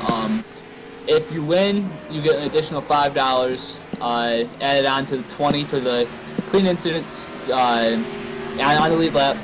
But as of right now, there's only 3 guys on the lead lap, so I have a fairly good chance I will not be paying out any money tonight. Kind of like me last week, man. I thought they were going to go the whole first 75 laps, green flag. Sure enough, lap 64. Little different though, $5.25. Hey, money is money to these guys. Yeah, that's very true.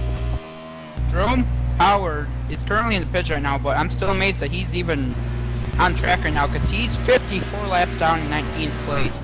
He's still racing. That actually surprised me.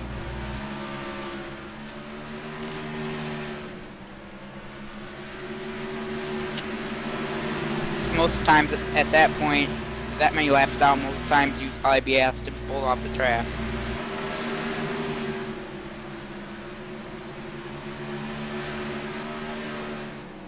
After 241 laps, so Jonathan Hathaway still your leader. Alright, so the official notice from NLR officials is that Danielle Cherry, aka Matt Cherry, was DQ'd due to 2 or more incidents throughout the race. That is the official notice word from NLR officials.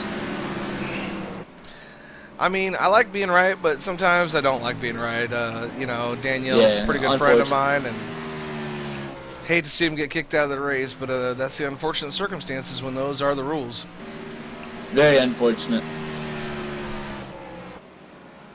But Joel Hamilton worked really hard to get back on the lead lap, and he better look out because Jonathan Hathaway's coming.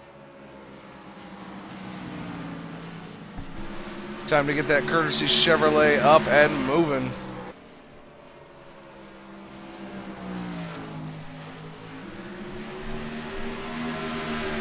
I'll tell you who's doing a really nice job. He's just following Jonathan Hathaway throughout this entire field. Breaking up, man. You got a copy now? Yeah, I got you. Stand for.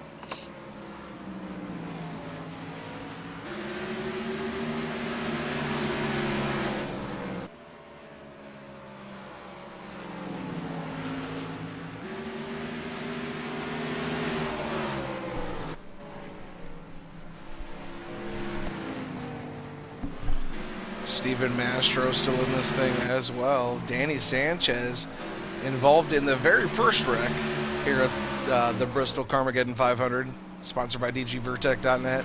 He's still in this thing. Thomas Lattimore driving with only 3/4 of a car. He's still in this thing. Aaron Berge, car looks pretty straight right now. He's still going strong. He's right behind Daniel T. Murphy, but I do believe Aaron Berge's a few laps down, or at least 2 laps down. Jeffrey Creek, Kevin Parsons, Jose Pavone, Christopher Perryman, and John Booger. Hey, you said it right. You know what? I'm just going to call him Booger. Yeah, Booger picking. He's in the McDonald's Amoco Ford Fusion. I like the paint scheme. It's kind of a throwback. That just makes me think of something really weird when you say booger and McDonald's. Have you ever found a booger in your fries or something? Nah, I found a toenail once so in my salad at school. That's gross, dude. But anyway, back to the race at hand. Actually, a fairly quick event so far. Just surpassed halfway a couple laps ago. 1 hour and 27 minutes into the event, but doing a nice job. Looks like John Booger is about to get lapped again by Jonathan Hathaway. But it's Booger time. Gonna have some fun with that. But Brandon's not in the booth tonight, so someone's got to call him out. The Bergenator, Aaron Bergey's in 7th place right now, 6 laps down.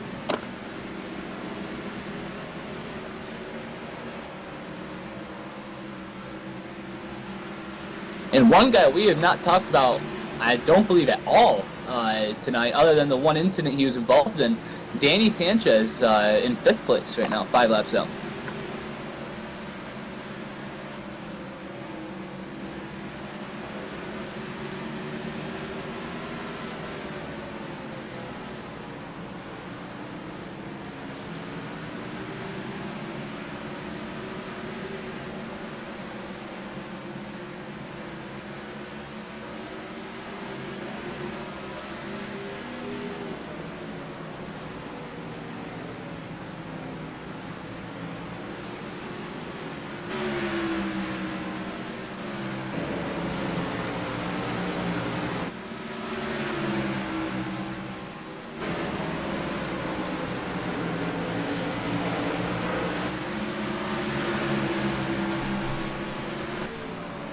Well, I tell you what, guys, we got some dead air here. We're going to go ahead and play some music. Get some music going on this thing.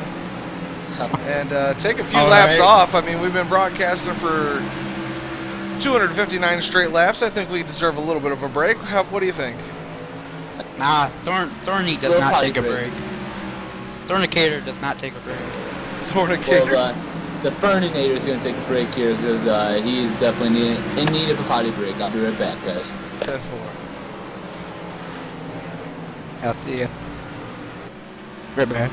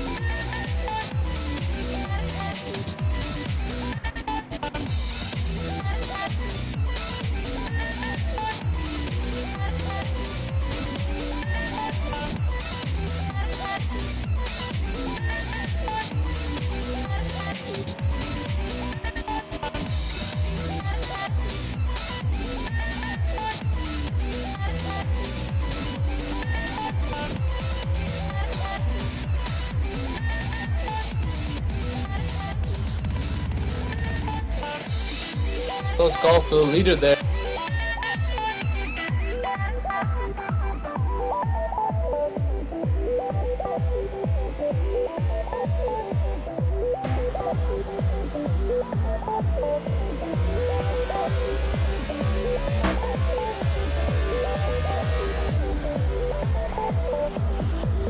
Daniel T. Murphy better look out behind him now because Jonathan Hathaway's coming.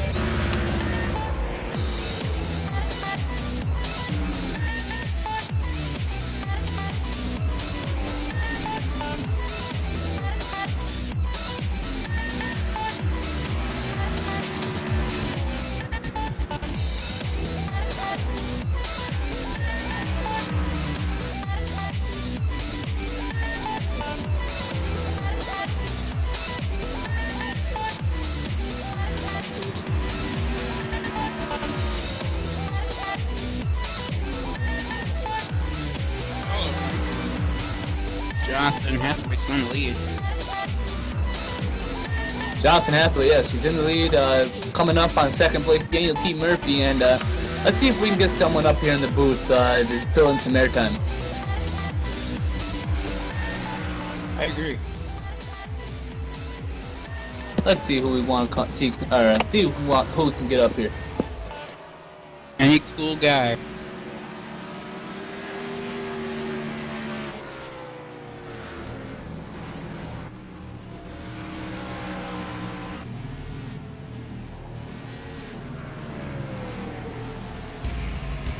See, we can join now. He's still on the track. How's it going, man?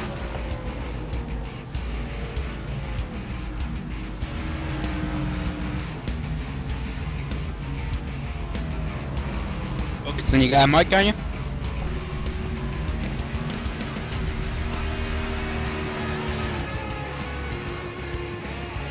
Guess we'll take that as a no.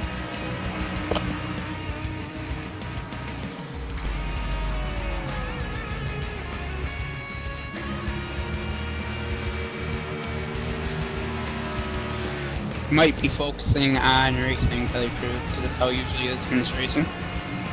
Yep, could be a very possible solution.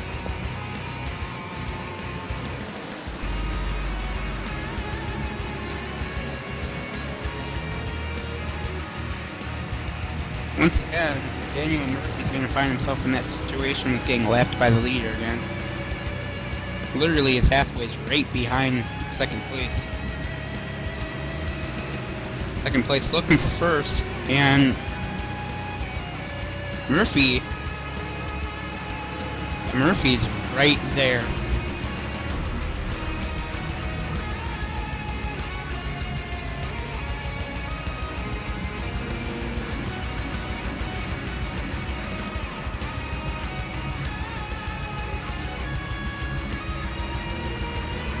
And Hathaway's gonna lap Murphy, and that Hathaway's gonna be the only leader on the lead lap now. Never mind. Murphy's actually holding a fight. Murphy's holding a fight to Hathaway, not wanting to get off that lead lap. And we got Matt Wirtz joining us back up here once again up here in the booth. Matt, your driver Daniel T. Murphy's running second right now. He's had to be proud of that. Yeah, I mean, he's going a lap down right now, but we'll see how it pans out in the long run here.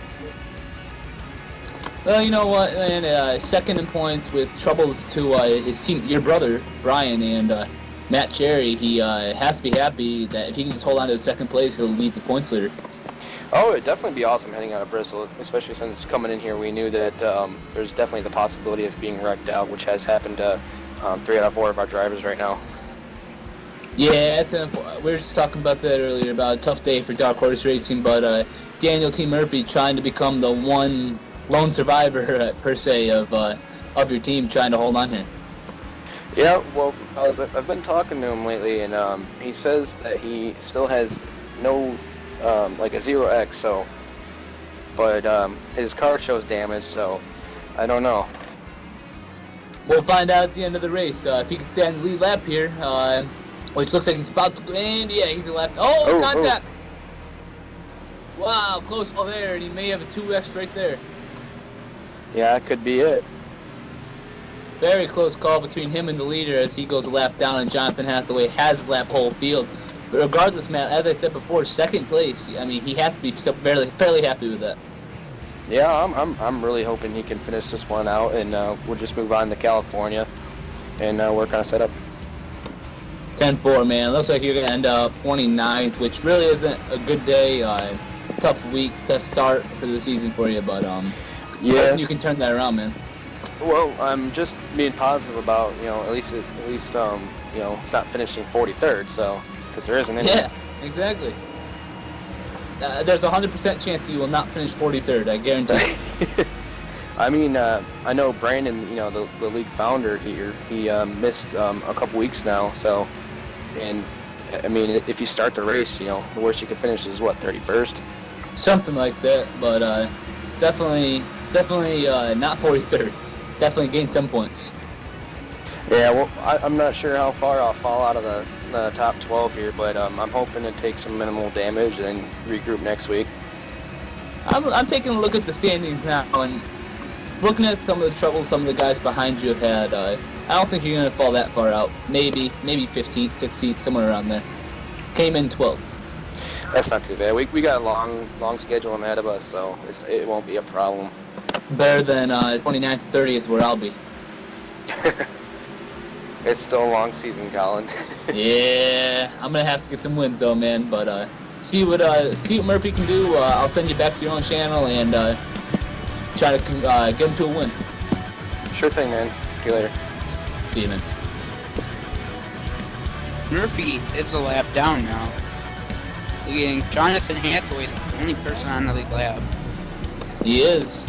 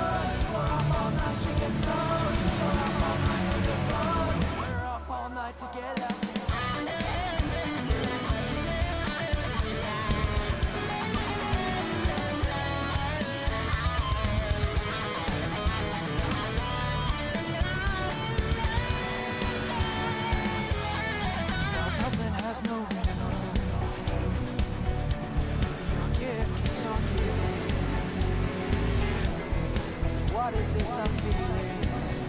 Whoa. If you wanna leave, I'm with us. We've come too far to give up who we are. So let's raise the bar and our cause to the stars. She's up all night to the sun. I'm up all night to get some. She's up all night to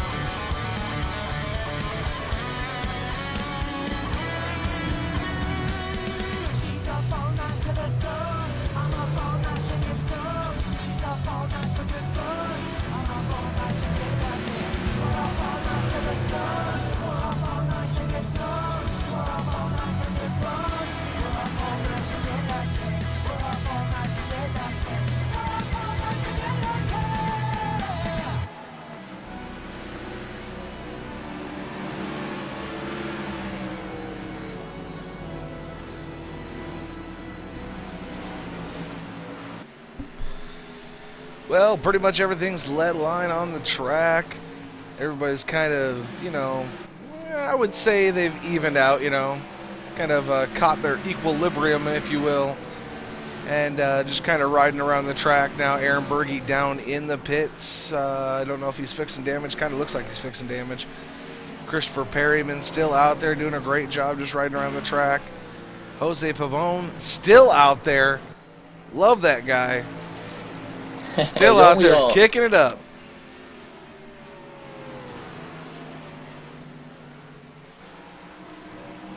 But I still would not count Daniel T. Murphy out of this thing. And the reason I say that is we got green flag pit stops coming up. Anything could happen.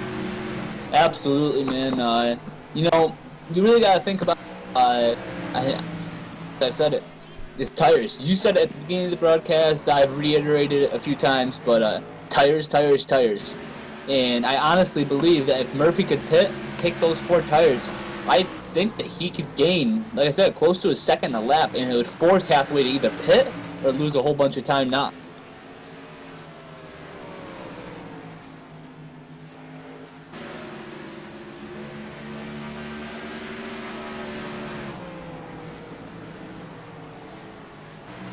Our green flag pit stops coming up.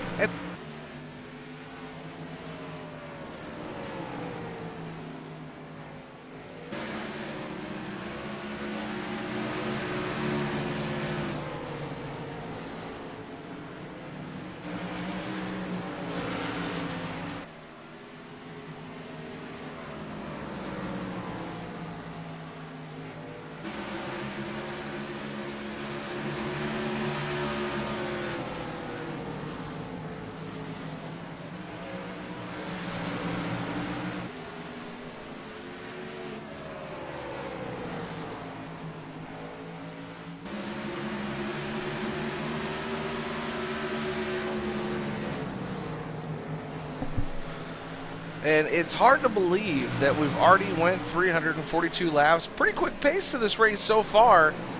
And I'm excited to see exactly what happens at the end. Like I said before, Hathaway's going to have to deal with all those lapped cars in front of him as he passes them one by one. But just wait till he gets up to a big group of them. What is he going to do then? It's really push hard. Push hard and try to gain time or hold the time that he has over Murphy. Or he could be conservative. He has a 1-lap lead on second place. He could be conservative, let those guys race it out, and just try to stay out of trouble. But knowing John Hathaway and racing with John Hathaway, I doubt that he's going to see any of that. Well, he's not one to really slow up, is he?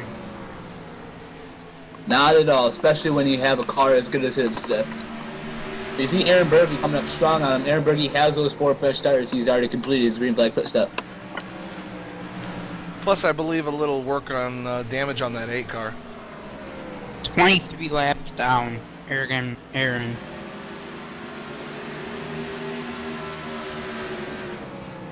4th place, sir, right now, Thomas Lattimore. The reason why I bring this up, he's 9 laps down, and that's pretty crazy for 3rd place to be 9 laps down, but that, again, is Bristol here.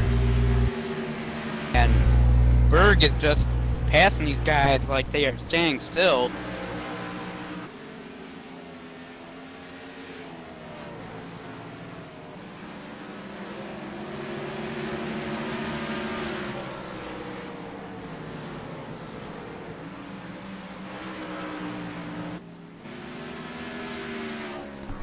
Yeah, but I don't think any amount of laps that he makes up at this point, any amount of lucky dogs in the world is not going to get him back on the lead lap for sure.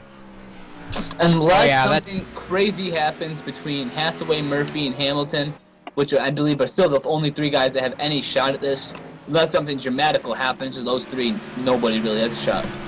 Dramatical? Is that just a made-up word? I think it's... Freaking dramatical? Problem. Let's look up that in the Urban Dictionary. I don't even think that's a real word, but Lattimore, if something was to happen to Hathaway right now, Murphy and Joe Hamilton obviously would get the waiver rounds. I mean, possibly be on the lead lap. But Lattimore would be like 20 cautions from now. As I do think cone is on the track right now. There is a cone on the track. People are hitting that cone right now. There is a cone out in turn 4. No yellow flag, so for the person that hit that cone hoping for a yellow flag, it's not Montoya. We don't play the Isles rules here.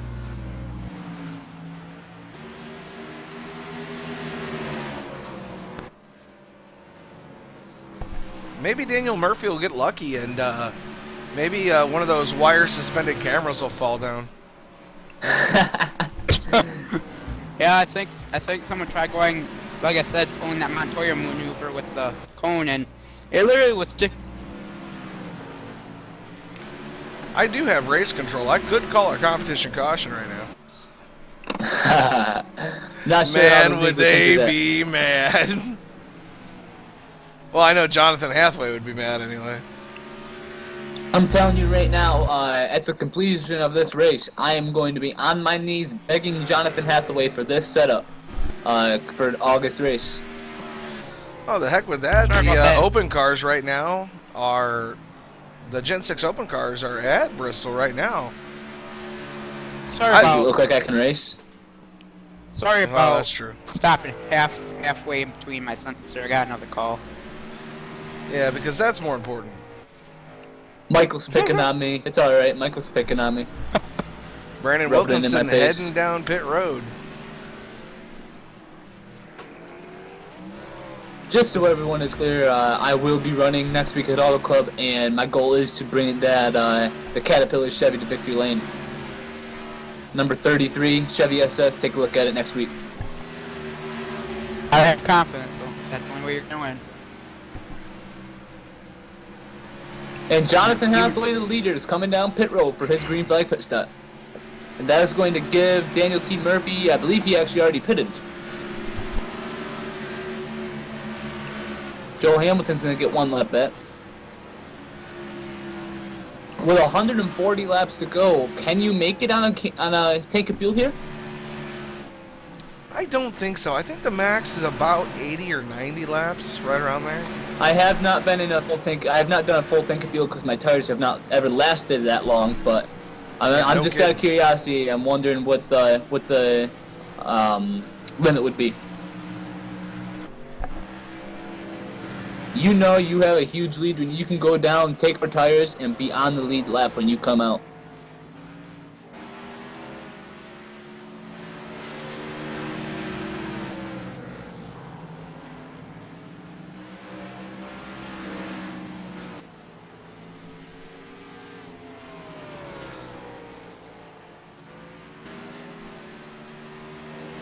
And just what Four Tires does here, the lap before Jonathan Hathaway brought it down pit road, he ran a 16.9.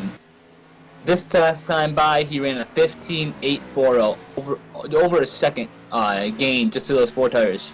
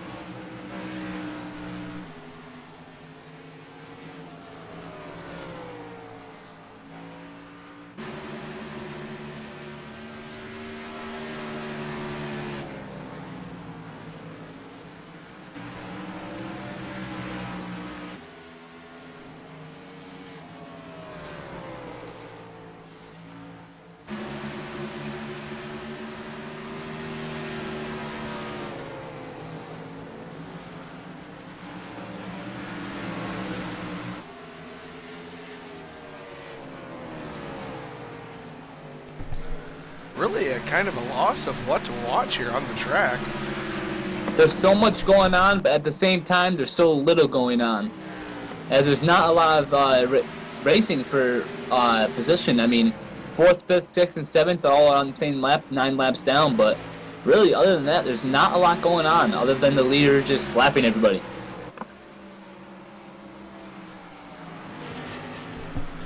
It's unfortunate too, and I really wanted to see a showdown here at the end of this race, and we are not going to see one.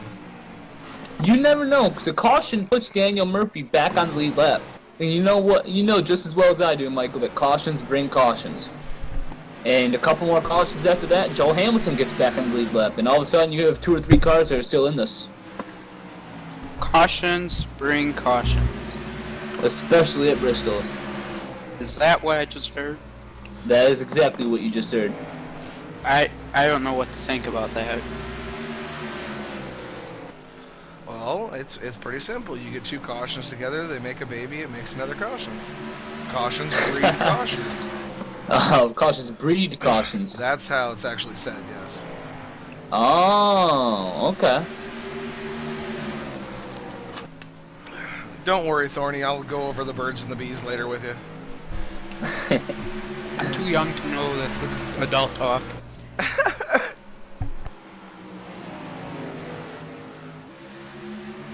Christopher Perryman, or I believe that's Perryman, maybe Brandon Wilkinson, right up on the bumper of the leader, Jonathan Hathaway.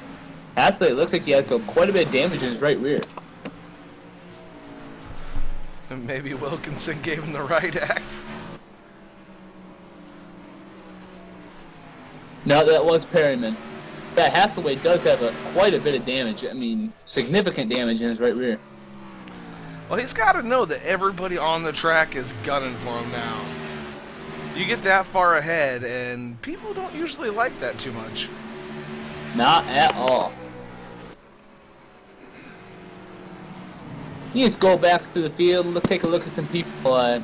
You know, a lot of people having enough tough race for 60. The Galactic Mage of Lane Dalton, last car in the race, is in 15th, 65 laps down. The Galactic Mage Chevy having a tough race, but hanging in there, just going to try to gain some points.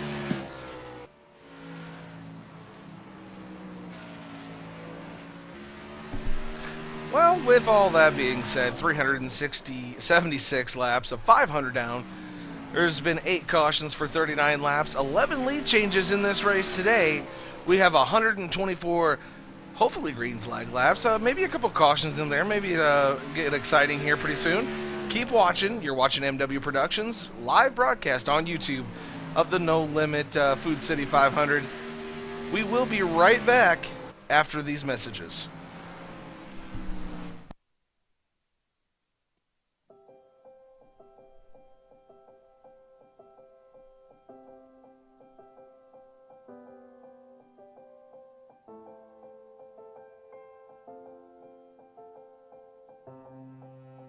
Trucking has always been a part of me. It started years ago when my dad and granddad were hauling vegetables to market in Liverpool. The family immigrated to Canada in the late 60s and settled near Alliston, Ontario. I bought my first truck in 1982 and Mercer Trucking was born. Today, Mercer Trucking has over 50 trucks in terminals in Toronto and Los Angeles. Our storage facilities at both terminals can handle any size of distribution needs throughout North America. We service the continental U.S., including Hawaii and Alaska. We run over 120,000 miles per month and some of the best equipment on the road today. We specialize in less than truckload shipments, show freight, we do rush team service deliveries, and haul your refrigerated or heated product. Our regular team service from Canada to California is second to none, and our staff and drivers are among the best in the business. I'm proud of our people and what they can achieve. Trucking is in my blood, it's my livelihood, and it's what I do best.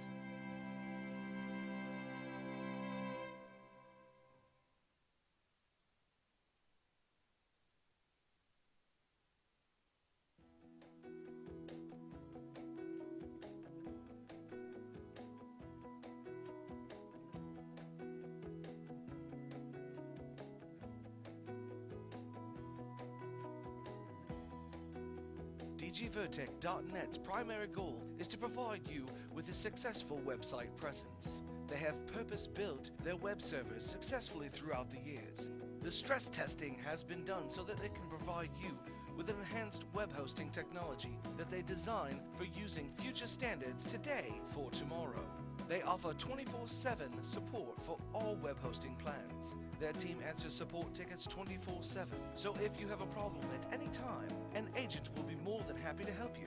If you're not satisfied with your service within 7 days, then you can get a full money back guarantee with a 99 uptime guaranteed as well, with plans for shared hosting starting at just $2.95. It's clear to see why DG Vertec should be your choice for web hosting. Just go to www.dgvertec.net today, your web hosting solution.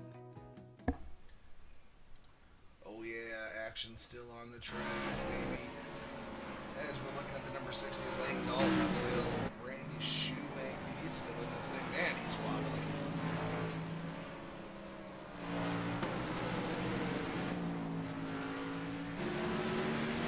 The 24 Exalta Chevrolet still in the lead. Joel Hamilton, I believe he's still in third place. Aaron Bergey's way back there. Bunch of laps down. And now slowing back up again. He was passing the field with quite vigorousness, I guess. That's a word, I'm pretty sure, vigorousness. And now he has started to slow. Oh, no, I believe it is. I believe vigorous is the word. I don't know if vigorousness is the word. Either way, regardless, continue. You know.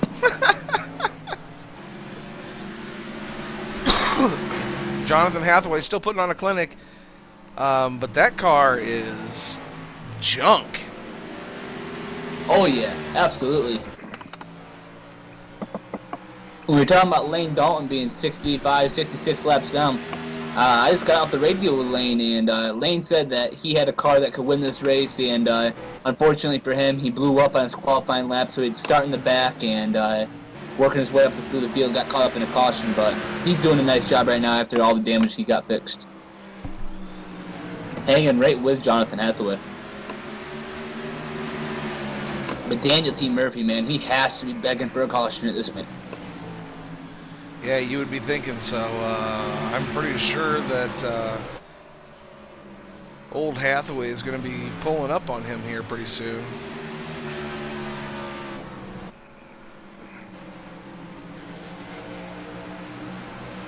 No, actually he's not. Murphy's only about a straightaway behind Hathaway. Well, let's see. Let's check the tape here real quick. 534, I'm sorry, for Daniel T. Murphy that time by the stripe. So 16.534. Now let's check out Hathaway real quick. Hathaway with a 16.435, still a tenth of a second quicker. With car. No, go ahead.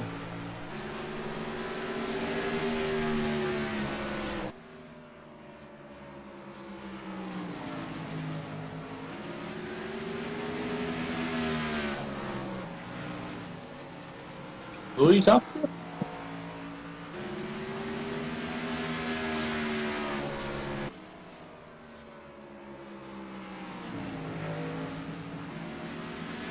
Yo. What's going on? Can't hear you, man. You can't hear me? I can No, hear you. not you. Not you, the other one. Oh, yeah, car on the wall! Oh, who is it? Oh, Christopher Perryman, it looks like. And there Right is into that. Brandon Oh, Wilkinson. he has blown that motor. That thing's smoking like a hibachi grill, baby. And it looks like he may have gotten into your partner, Brandon Wilkinson, as well. Teammates, I believe. Used to be teammates. A hibachi grill, a portable grill.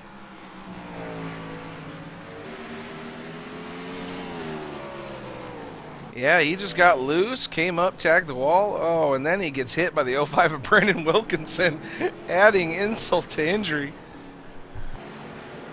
But, Jonathan Hathaway now has some competition with Daniel T. Murphy. Is going to get the lucky dog, and he's going to be right back on the lead lap. But Daniel T. Murphy's also got to play it smart here. He cannot pit. He's got to stay out on the track until he gets that wave by. Once he gets that wave by, if he can get it down into the pits, get 4 fresh tires on that thing, maybe get some Sunoco fuel in that thing, then he'll be sitting pretty if he can get back out. But if he pits while we're under caution, he will not get the lucky dog. He's going into the pits. Everyone else, you have to be thinking Hamilton, Mastro, Sanchez, everyone else on back has to be taking the wave around at this point. Just trying to get the laps back. Hamilton, he takes the wave around now. He will be one lap down and can get a quick luck. If they can get a quick caution, Lucky Dog will be able to get him back on the lead lap. Yeah, but Daniel T. Murphy will not get the lucky dog now that he's pitted. I'm not sure what he was official thinking. word.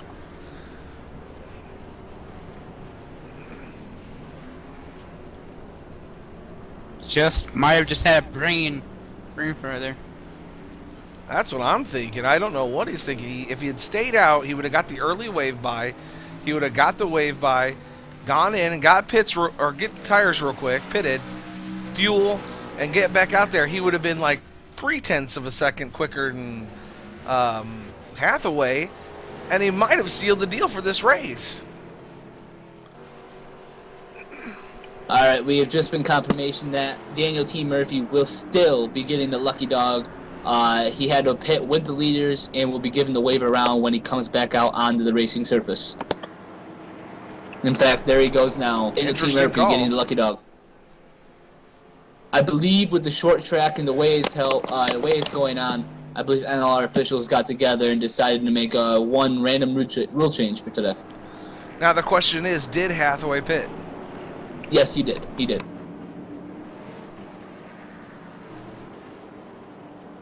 I did see Jonathan Hathaway pit.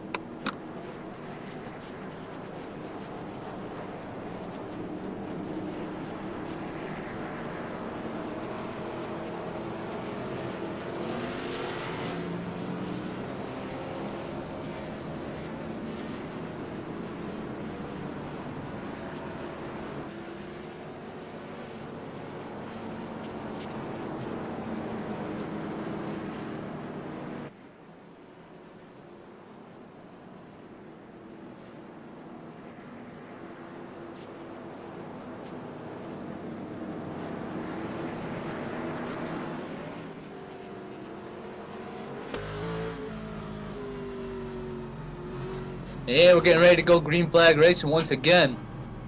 Jonathan Hathaway is going to lead him down to the field. Daniel T. Murphy starting in the back of the pack due to the lucky dog, and Hathaway gets out to a great jump.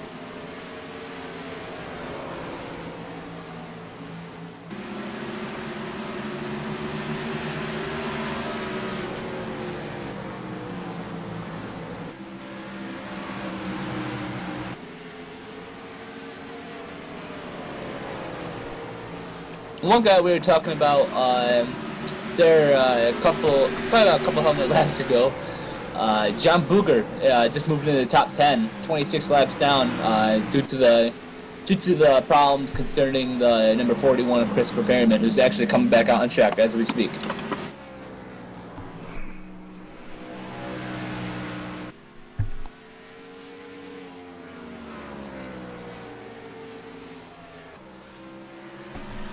Seeing some smoke out there on the track. Not sure who that was from.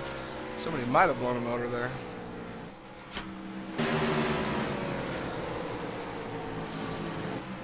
I'm sure the thing on Daniel's mind right now is just to stay on the lead lap.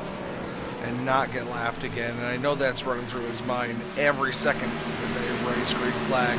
He's waiting for another caution.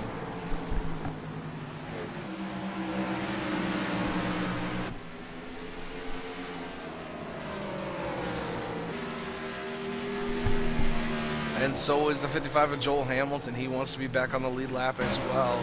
On old tires right now, that would really help him out as well. And I have just gotten confirmation that as of right now, my wallet's going to be crying at the end of this race due to Daniel Murphy has 0 X's. Oh, There's yeah. only 0 X's as of right now. Nice. I'm surprised that one contact that we seen earlier in the race didn't give it to him. That's what I'm thinking, but the only question is, does Jonathan Hathaway have any incidents? Looking at this damage, you'd think so, but no confirmation yet. Yeah, so either of them could still win that money. Absolutely.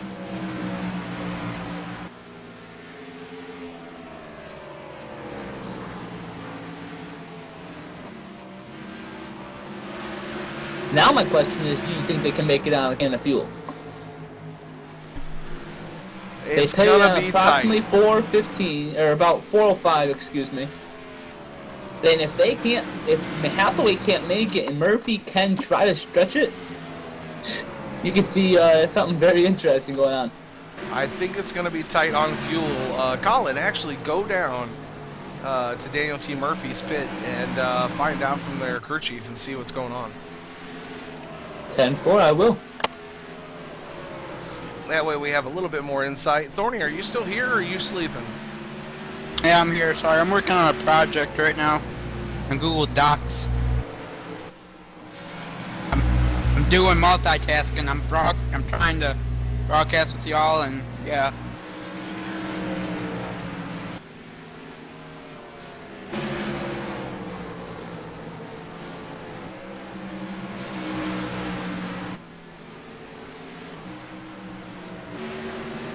Christopher Merriman now pulling into his pit stall.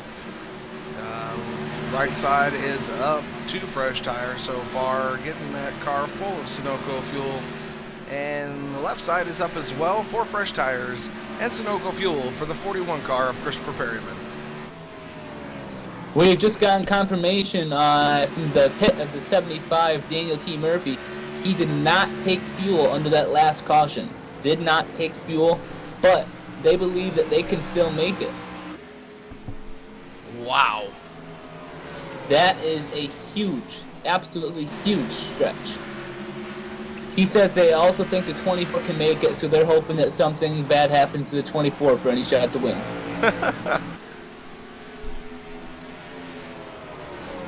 24 close haul there with a lap car. Now he's coming back on the back end of Sanchez. Danny Sanchez, wow. Very close call for the 24. I don't know if crew chiefs are running around in rooms. Maybe Danny Sanchez might have been putting on a little bit of a block clinic. Try to Definitely slow wasn't up that giving him the 24 room. Exalta Chevrolet a little bit, you know what I'm saying? You see an Exalta? What's that? You see Exalta, I see Pepsi Max. Yeah, it's Exalta right now. I just refreshed it. Well, good thing you hadn't been calling it Pepsi Max all day.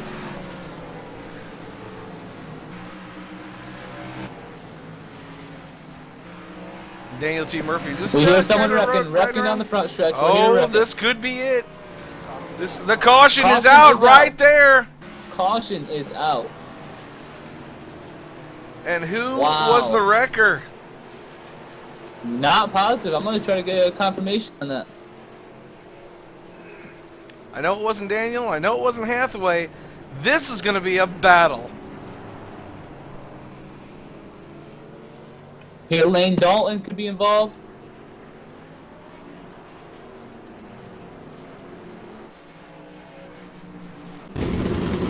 Looks like it was Lane Dalton getting loose off the board. It's the problem. Almost came up right in front of a whole bunch of cars. Nice job by Lane Dalton by staying out of the way.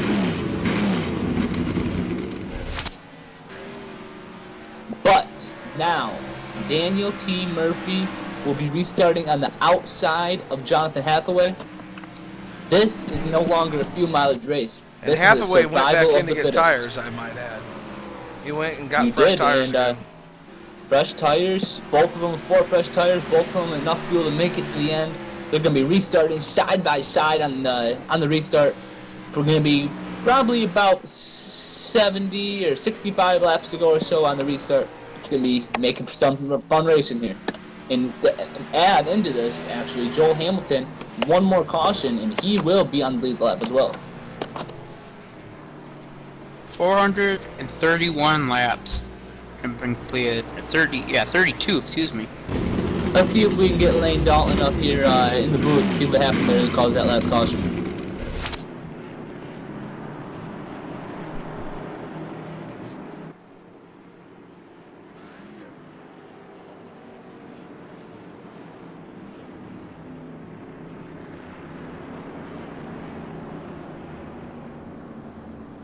Lane Dalton, the cause of that last wreck there, or last caution, unfortunately getting loose off turn 4, it looked like. Lane, what happened from your point of view? Well, the car's been great all race long, especially on long runs. It just really settles in, but in that last bit there, I think I'm just trying a little too hard, getting on the gas a little too early. I'm just going to fix it up. I'm going to get back out there on the track and go racing some more. 10-4, man. Happy to see you getting that fixed up a little bit. Try to get it back out there. You're having a tough race so far. I got involved in some incidents. See if you can get back out there and get a couple more positions. I've had some bad luck this race, but I will do. All right, man. Thanks for joining us up in the booth. Thank you.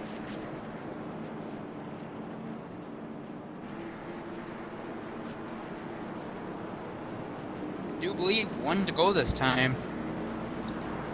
Cars should get 1 to go. They do. The lights on the pace car are off.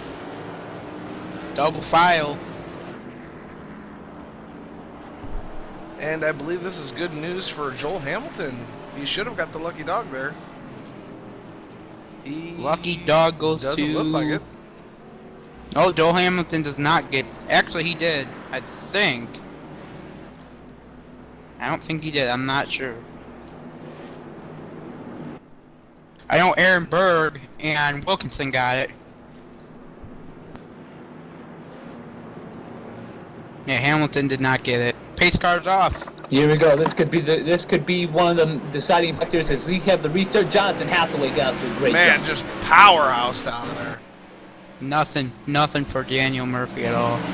But look at Murphy getting the power run off turn 2 here. Yeah, he is really trying to take that high line. He's kind of going midline in, coming high line out, trying to get a little bit of a run there off that last turn. Now heading into 1 and 2. He's actually gaining ground. He is now he's powerhousing off of 2, man. My only question is, if not even a question, it's a statement really, if Jonathan Hathaway slips up, Murphy's right there. It's a whole new ball game after that. At that point, I'm pretty sure that Daniel T. Murphy is on the happy trigger right now, and with 4 fresh tires, he is ready to go after this thing. And I'm not sure. Well, I'm pretty sure he's not going to give up. He is kind of gaining a little bit every lap, but Daniel T's. Oh my God! Another caution. and there it is. Joel Hamilton. As long as he's not involved, he will be getting the lucky dog.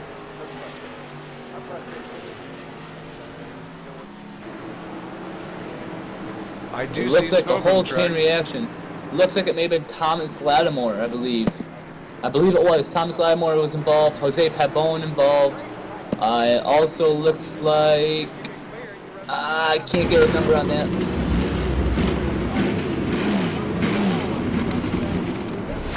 Sanchez, 38, Thomas Lattimore, and the 22 of Jose Pabon, all involved in that. As well as, looks like Jeffrey Creek may have gotten a little bit, but Joel Hamilton now getting the lucky dog. He'll be on the lead lap.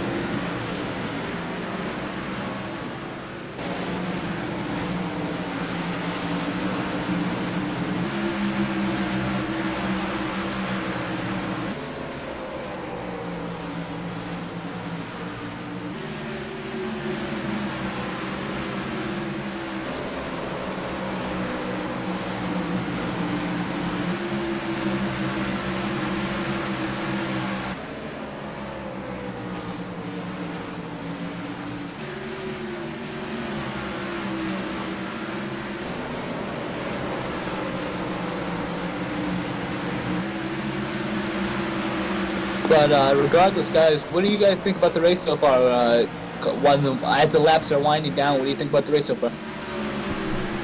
Well, I can tell you it's definitely getting more excitement. I mean, the excitement factor is just raised up yet another notch, especially with Joel Hamilton getting the lead lap back. This is now a three-way battle.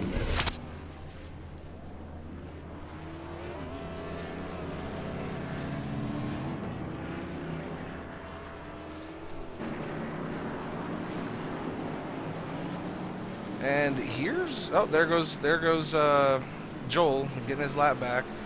75 and the 24 staying out.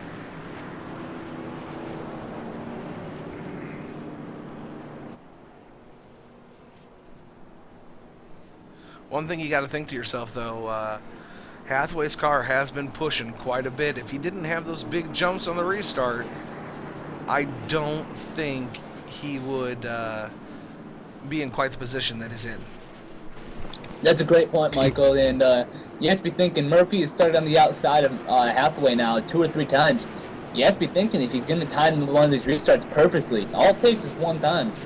This is what I'm thinking, and this is what I would be thinking at this stage in the race. With 58 laps to go, they pretty much got fresh tires on their car. I mean, they're fresh enough anyway. If another caution is to come out, I would try to position myself behind Joel Hamilton. Make Joel Hamilton take the outside next to Jonathan Hathaway. That way I'm starting right behind him. I can see exactly when he takes off, and I'll be right there on his bumper. We have 58 laps to go. Give me 57. This time by when the pace car pulls down, bring you to the green there. 2 cars up front, 1 car at the back of the lead lap, and we're off of Hathaway once again, just mastering these restarts here at Bristol. Oh, I just noticed something. Daniel Murphy is not getting next to him. He's trying to stay behind him a little bit so he can see when he takes off, but that in turn is just making him go down further and further, and that's why Hathaway's getting such a big start. He needs to start next to him. He needs to get up there. He needs to engage.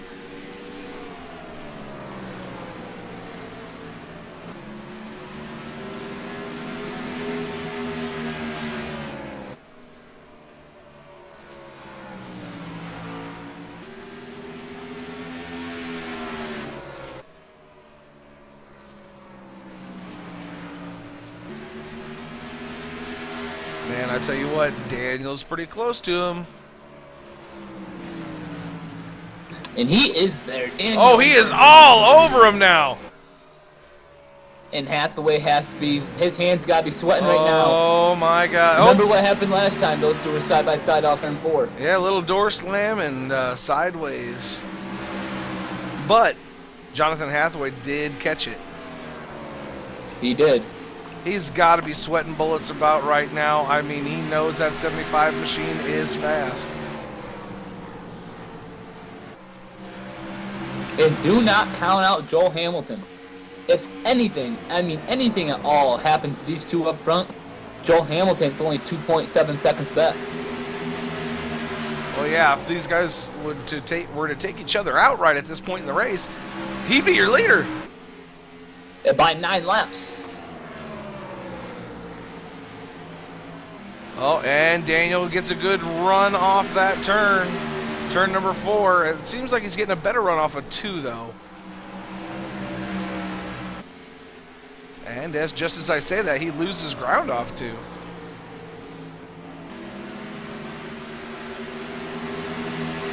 He is definitely trying to cut those turns shallow. He's trying to get a run. He's trying to get that 75 machine poised for position to try to make the run on him again. Hathaway starting to pull away just a little bit. A little bit better setup on that 24 Exalta Chevrolet.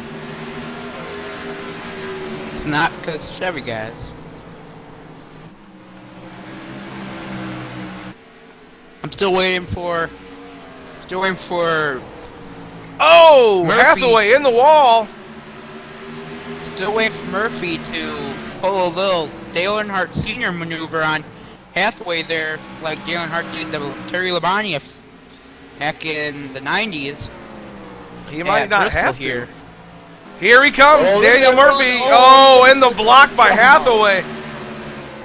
This is where the best racing comes from in the last 40 laps here at Bristol. This is probably where the best racing is going to come from now.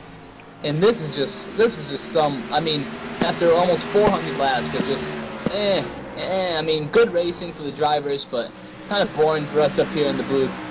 Yeah, How'd it's that turned go? into something exciting.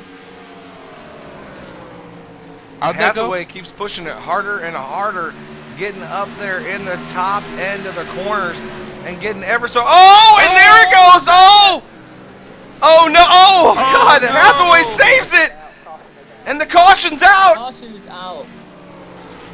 Oh Isn't it no! very ironic? That's the second time Murphy got into Hathaway. Hathaway had to back up that corner, though. I mean, because if he hadn't, and Daniel was right on him, if he hadn't, it was going to And happen either way. There is some controversy right now. Just before that, Daniel T. Murphy was announcing, "Here, kitty, kitty, here, kitty, kitty," word for word Very right there, interesting. quote on end quote. Just before the contact is made, and it looks like, and there is confirmation, Daniel T. Murphy will be getting the EOL, and he is not happy about that. Well, who would be? Murphy got into Hathaway earlier, not saying it was intentional, but like I said, that was kind of like a Labonte, or kind of like a Earnhardt move right there, if you think about it. Not saying it was You're intentional. the one telling him to do it. Maybe he's watching the broadcast. That's true. That means Hathaway is gonna bite back though. And if they would have started like this, Hathaway would have bit back. But I don't think that's how these drivers are gonna race, because I'm pretty sure these drivers don't act like that in a league this well maintained. Did the caution even come out for that? It was the thrown, question. yes. No, one of the race control brought it out. Well, why was it brought out in the first place? Race control shouldn't have brought out that caution. I There was agree. no caution Due to on the the fact track. there's multiple cars involved is the reason they're saying. But you Well, have to think I now. can agree to disagree. You have to think now. Hathaway, Murphy, they got damage.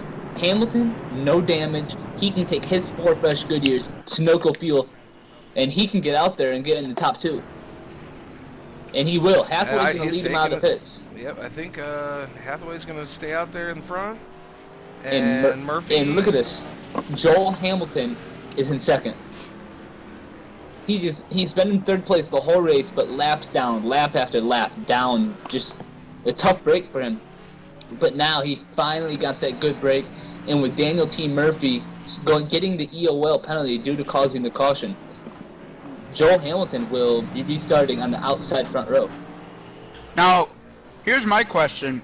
Since we only got 3 cars on the lead lap, how is that EOL actually going to be effective? I mean, is he actually going to just have to line up behind Joel Hamilton, or is he going to have to line up behind some lap cars? Daniel T. Murphy will be going at the end of the longest line.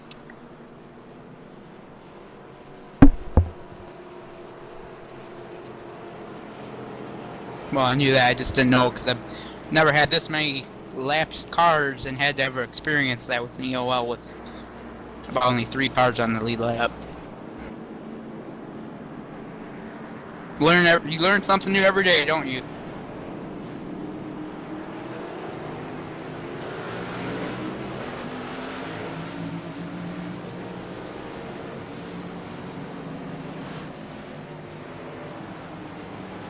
"39 laps left, guys, here in the No Limits Racing Food City 500.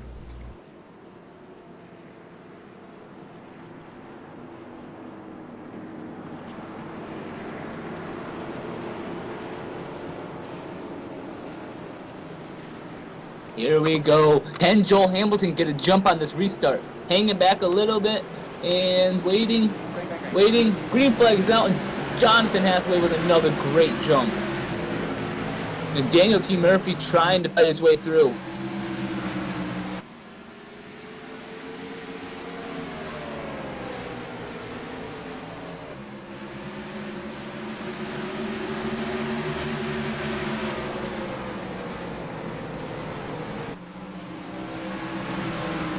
And here comes Joel Hamilton fighting hard off turn 2, and don't look too far behind, but Daniel T. Murphy's there.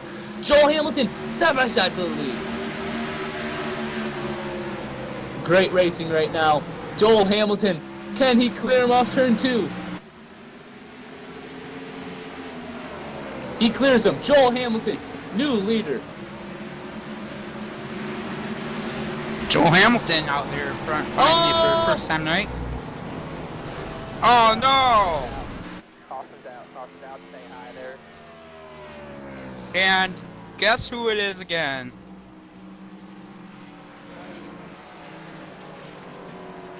Murphy. Actually, tell the truth, guys, Murphy didn't actually start that.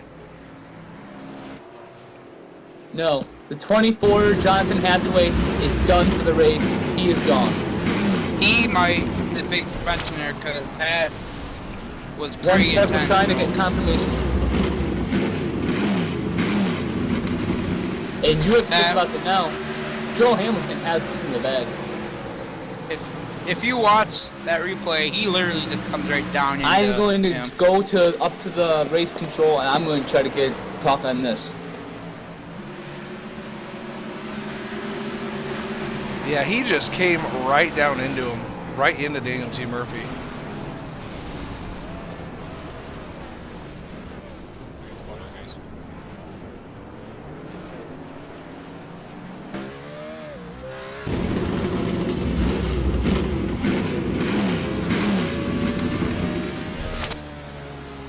Hello?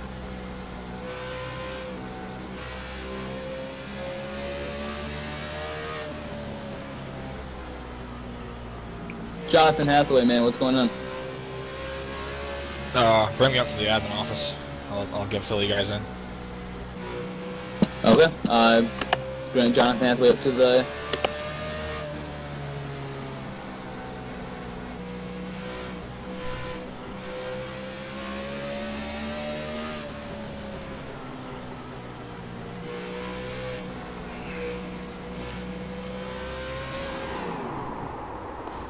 Right now, all I can say, guys, is Jonathan Hathaway is currently in the doghouse. That's for sure. If you don't know what I mean by that, guys, that means he's basically in big trouble. Yeah, that was definitely just blatant. And I'm going back in the cockpit right now on Jonathan Hathaway's number 24 machine. And he turned down into him. I mean, no ifs, ands, or buts. And then in the process, he caused a big wreck.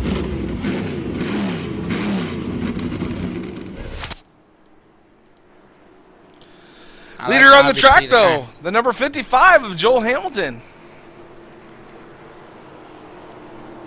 Joel Hamilton could actually get his one of his wins here tonight. That would be something for that buddy right there. He is a great driver. Daniel T. and Murphy, a great person. no stranger to pit road tonight. He has taken that 75 Hoosier Ford Fusion down to pit road. We'll see what happens here. See if he's going to take all 4 fresh tires, which I'm guessing he probably will. Obviously, a frustrated Daniel Murphy after that. What just happened there? Stopping And he right just in the middle of missed the road. his pit. Did he miss? Yeah, he did. Oh, I don't know how he. Well, he might have missed his pit stall because the driver was in the way, but I can't imagine him doing that. That's all right. That's all right. He can go back down this time. Rookie mistakes. It's all right. Quite a bit of controversy up in the race control office right now, but Joel Hamilton has to be very licking his chops right now. Either that or they gave Daniel like an EOL or something. I don't know what happened there. Daniel Here we go again. He had to fix all of his damage there, but Joel Hamilton just has to drive away from the field at this point.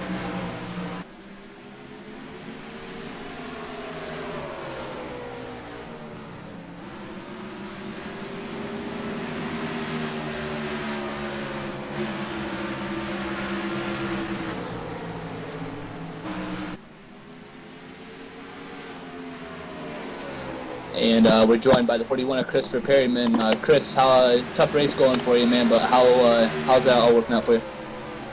It was going pretty good. I got some damage early and just never was able to recover from it. Just kind of downhill from there. It's Bristol though. 10-4, man. Glad you could join us up here. But hey, man, your team member and team owner Joel Hamilton leads this thing right now. You have to be pretty happy about that. Oh yeah, he's running the same setup that I am. I gave him the setup and he's made it work for him. So we'll see if he can bring it home. 10-4, man.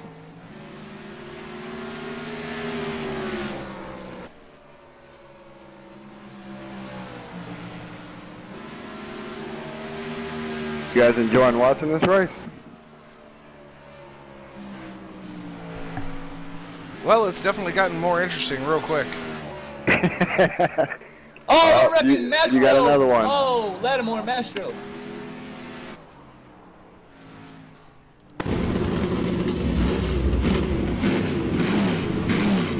$23 laps to go, guys. We have another wreck. And that brings Daniel T. Murphy right back into the picture.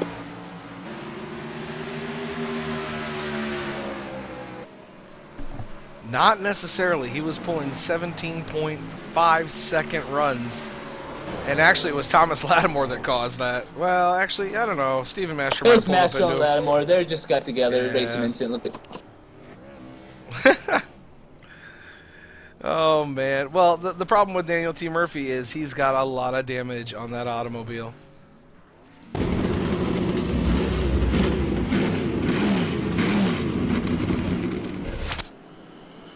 One thing's for certain, though, you're not going to be paying out $20 unless old Joel Hamilton doesn't have any incidents.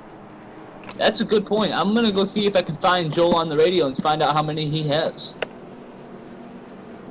I don't believe he's in here at all anyway. No, he's usually not.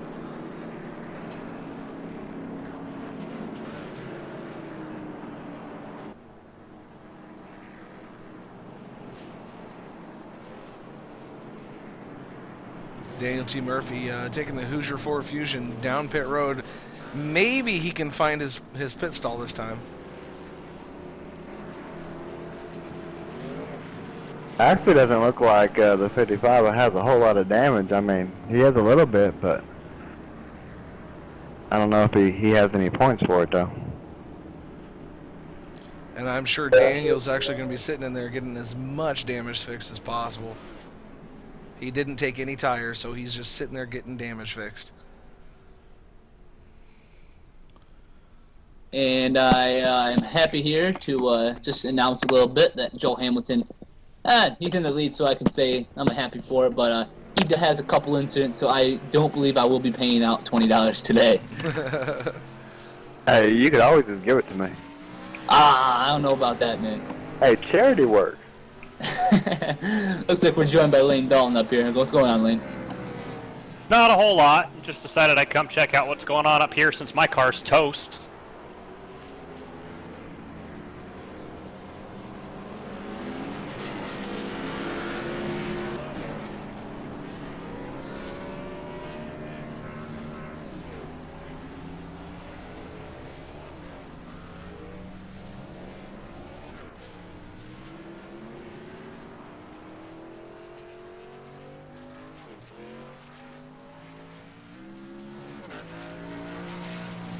It is currently 9:54, guys. PM here in Midwest. We've been here in the Midwest since 7 o'clock, I do believe. Yeah, 7 o'clock. Thank you guys that have been here since the first lap of this race. It's very well appreciated here. We're about getting ready to go back to green flag racing. Just got some word that Daniel T. Murphy is going to have quite a bit of damage here. So Joel Hamilton just trying to look like he's going to try to get through, finish this race here.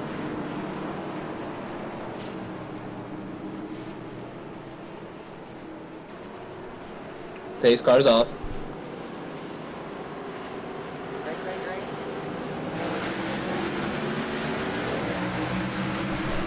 And actually, Daniel T. Murphy with the advantage. Hopefully a little bit of that fixing that he got done will help. But no, Joel Hamilton down to the inside. The 55 Courtesy Chevrolet is going to take the lead.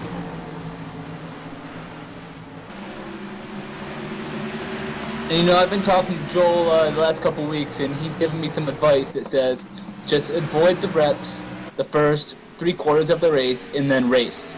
And that's exactly what he did today. Joel did a nice job avoiding everything. And his cars really came in. He got a couple cautions to get back on the lead lap. In the last 100 laps or so, Joel Hamilton has been a factor. And by the looks of it, he has a nice run here going on. Not to jinx anything.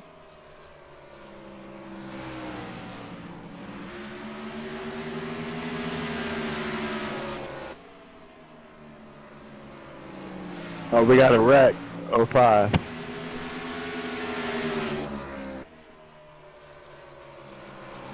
Looks like he got off the track. I don't know if it's going to be a caution or not. Yep.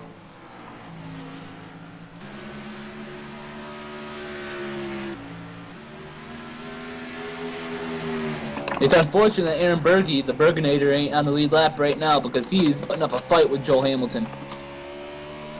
And to be honest, I don't even know why he's up that close to Joel. I mean, he could end up wrecking Joel's whole race, and he's so many laps down, it's not even going to matter.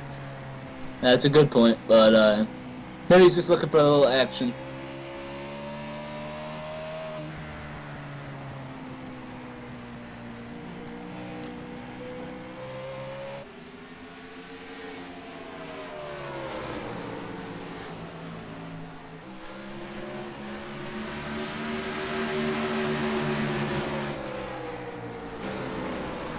Ten laps to go this time by for the 55 courtesy Chevrolet of Joel Hamilton.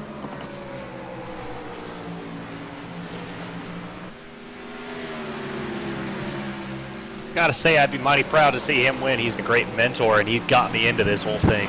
I mean, it's just really great to see him leading like this. Yeah.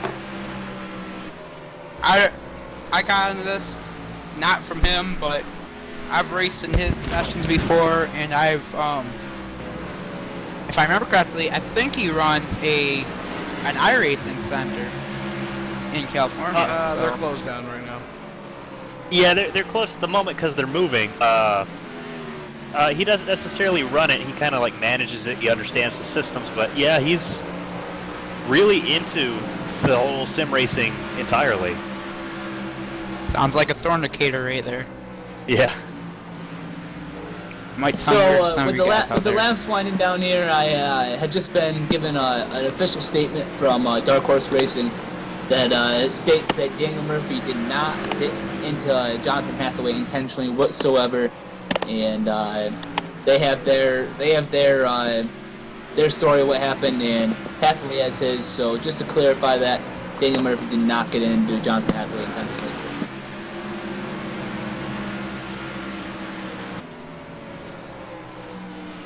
Well, this has been a long race, but a great broadcast with you guys. Thank you guys for coming up, Thorny, and thank you, Colin Fern, for stepping up here since you didn't get to race today. And, no problem, with man. 5 to go now, 4 to go this next time by the courtesy Chevrolet of Joel Hamilton. Will probably bring it home for the win for the first time ever with No Limit Racing.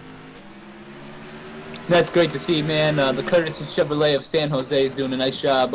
Nice job today. The 55, like I said, stayed out of trouble, avoided all the big problems, and looks like he's going to bring home a victory.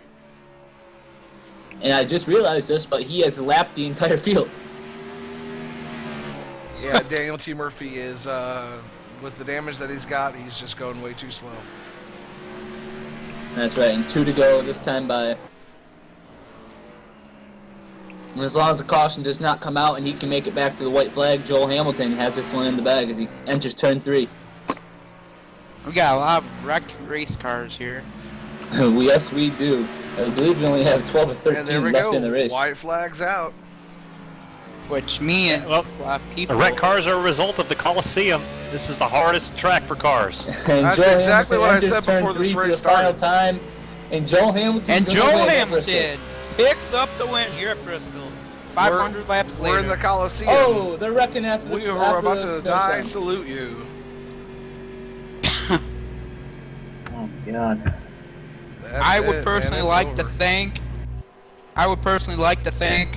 Michael Woolley for letting me broadcast tonight. Or excuse me, letting me help commentate. It was great having you With up here, y'all. Thorny. been my great pleasure broadcasting tonight. 500 laps.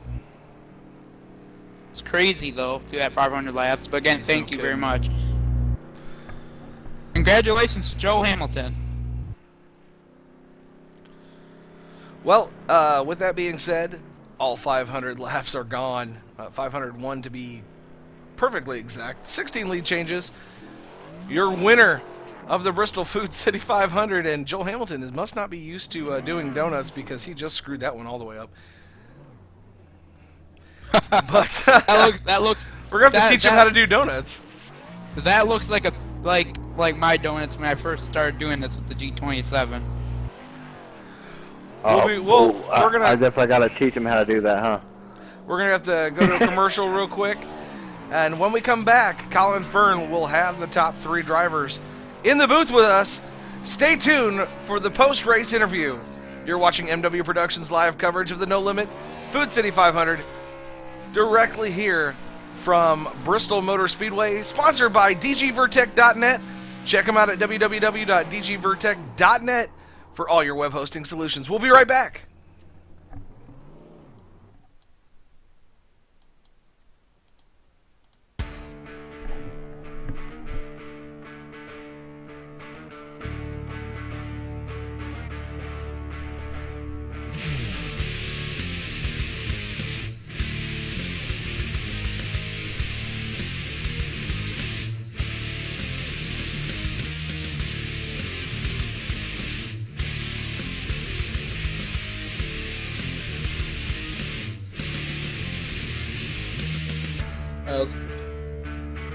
Check them out at www.dgvertec.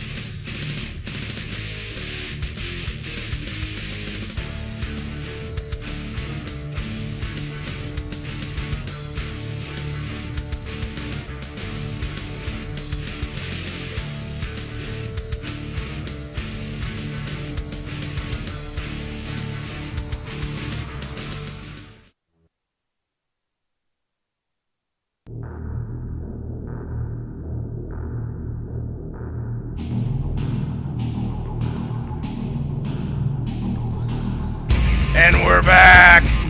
Bristol, baby. Our top 3 competitors. Hopefully we got them all up here in the booth. I don't think we have Joel Hamilton, but we'll have to make do. Sitting down at pit road right now with their 3rd place finisher, Michael Thornton. Take it away, Michael.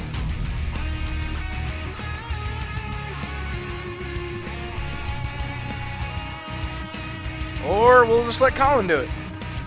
Looks like we're down here on pit road. I don't believe Steven Mastro is available tonight on pit road, but due to the post-race interviews, he's not here. But we do have Daniel Murphy available. Daniel, you had a good run tonight. Unfortunate results. You have a couple issues there, but can we get your word on some things? I thought it was a great race. I had a good car. Hathaway was obviously faster for most of the race, but there on that, we had that one restart, and I hung with him there for a while. He got up in the wall. Then a couple laps later, when I ended up getting to the back of him, I didn't do it on purpose. It was completely unintentional, but I braked a little bit later than he did because I think he tried to get in a little bit easier into the corner, and because I had a better exit, and he was trying to compensate for that. And well, as you saw in the last restart after that, he decided to wreck me. But I had a pretty good run.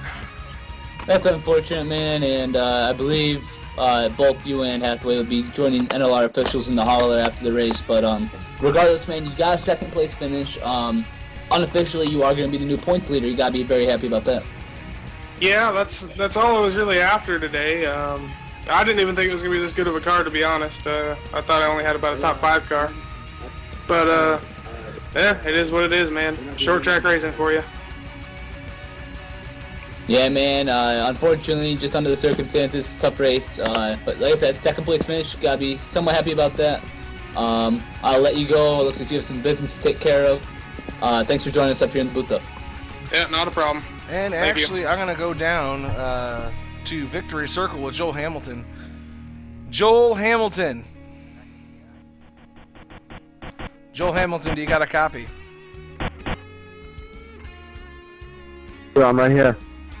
What's up, man? Taking that 55 courtesy Chevrolet all the way to Victory Lane today. Man, how's it feel? It feels pretty good, man. I've wanted a win in this league for a long, long time. Well, so take us through the last few laps there, last couple restarts. Oh, man, I was just thinking, don't crash, don't crash, don't crash, don't crash, don't crash. And then, should I pit? That was another one. I skipped a couple pits just trying to maintain track position. Well, this is your first win with NLR, am I correct? Yeah, buddy. And what better way to do it than 500 laps at Bristol Motor Speedway? Anybody you got out there you want to thank? Yeah, Christopher Perryman, your setups are phenomenal, man. A lot of fun, real easy for, for someone like me to drive. Courtesy Chevrolet out in San Jose. Please visit the Facebook page. Say what's up. Also, thanks to my sponsor, Courtesy Chevrolet. Anybody who buys a Chevy SS, Chevy Camaro, or a Corvette off me, I get to buy you your first track day. You're hooked on driving. Well, 10-4, and congratulations to Joel Hamilton. You ran a great race, sir. Thanks, man. I appreciate it, man. Good show, Mike. Really appreciate you doing this. NLR, man, you guys are a joy to race with. I'm glad I finally got a win. I feel like I belong. Bristol, boy, this track is tough.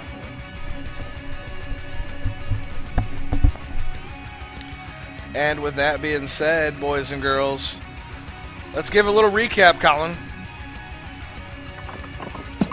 All right, man. One sec. Little recap we have of tonight.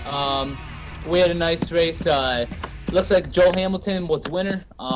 In this Courtesy Motorsports of San Jose Chevy in the 55. He won the race by 1 lap over Danny T. Murphy. A tough race for a lot of guys.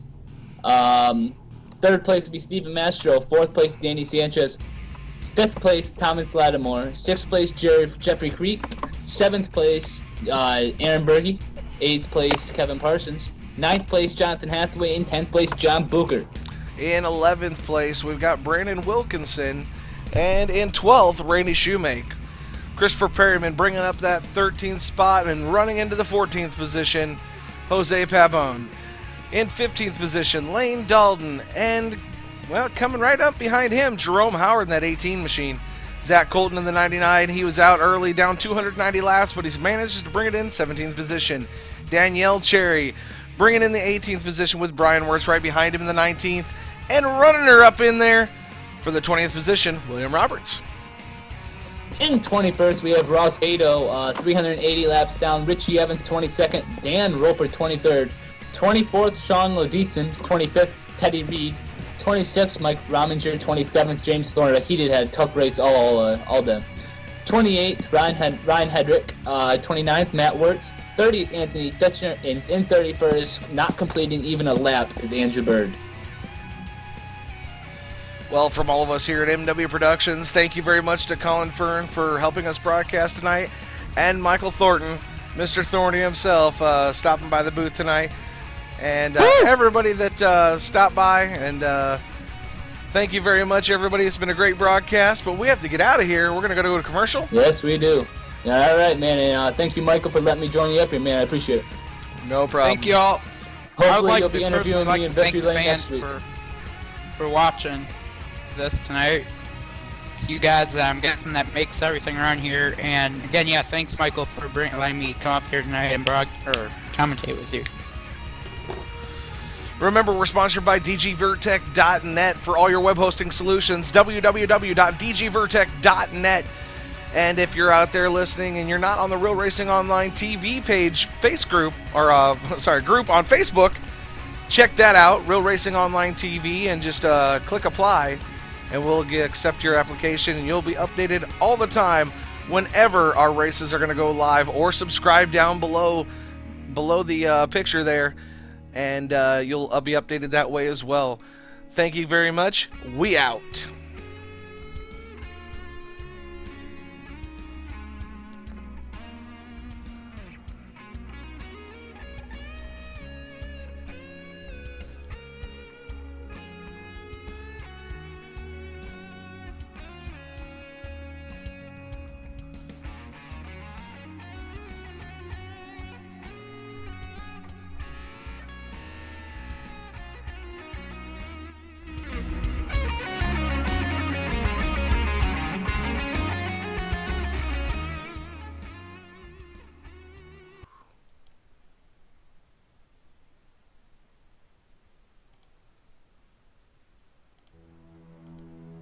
In a world where survival is the only rule, and feelings have no place, where winning is everything, and weakness is fatal, how much difference can one person make? That depends on the person. In every life, there is a line that cannot be crossed without leaving everything behind, except faith. Once that step is taken, there is no looking back, and all that lies ahead is destiny.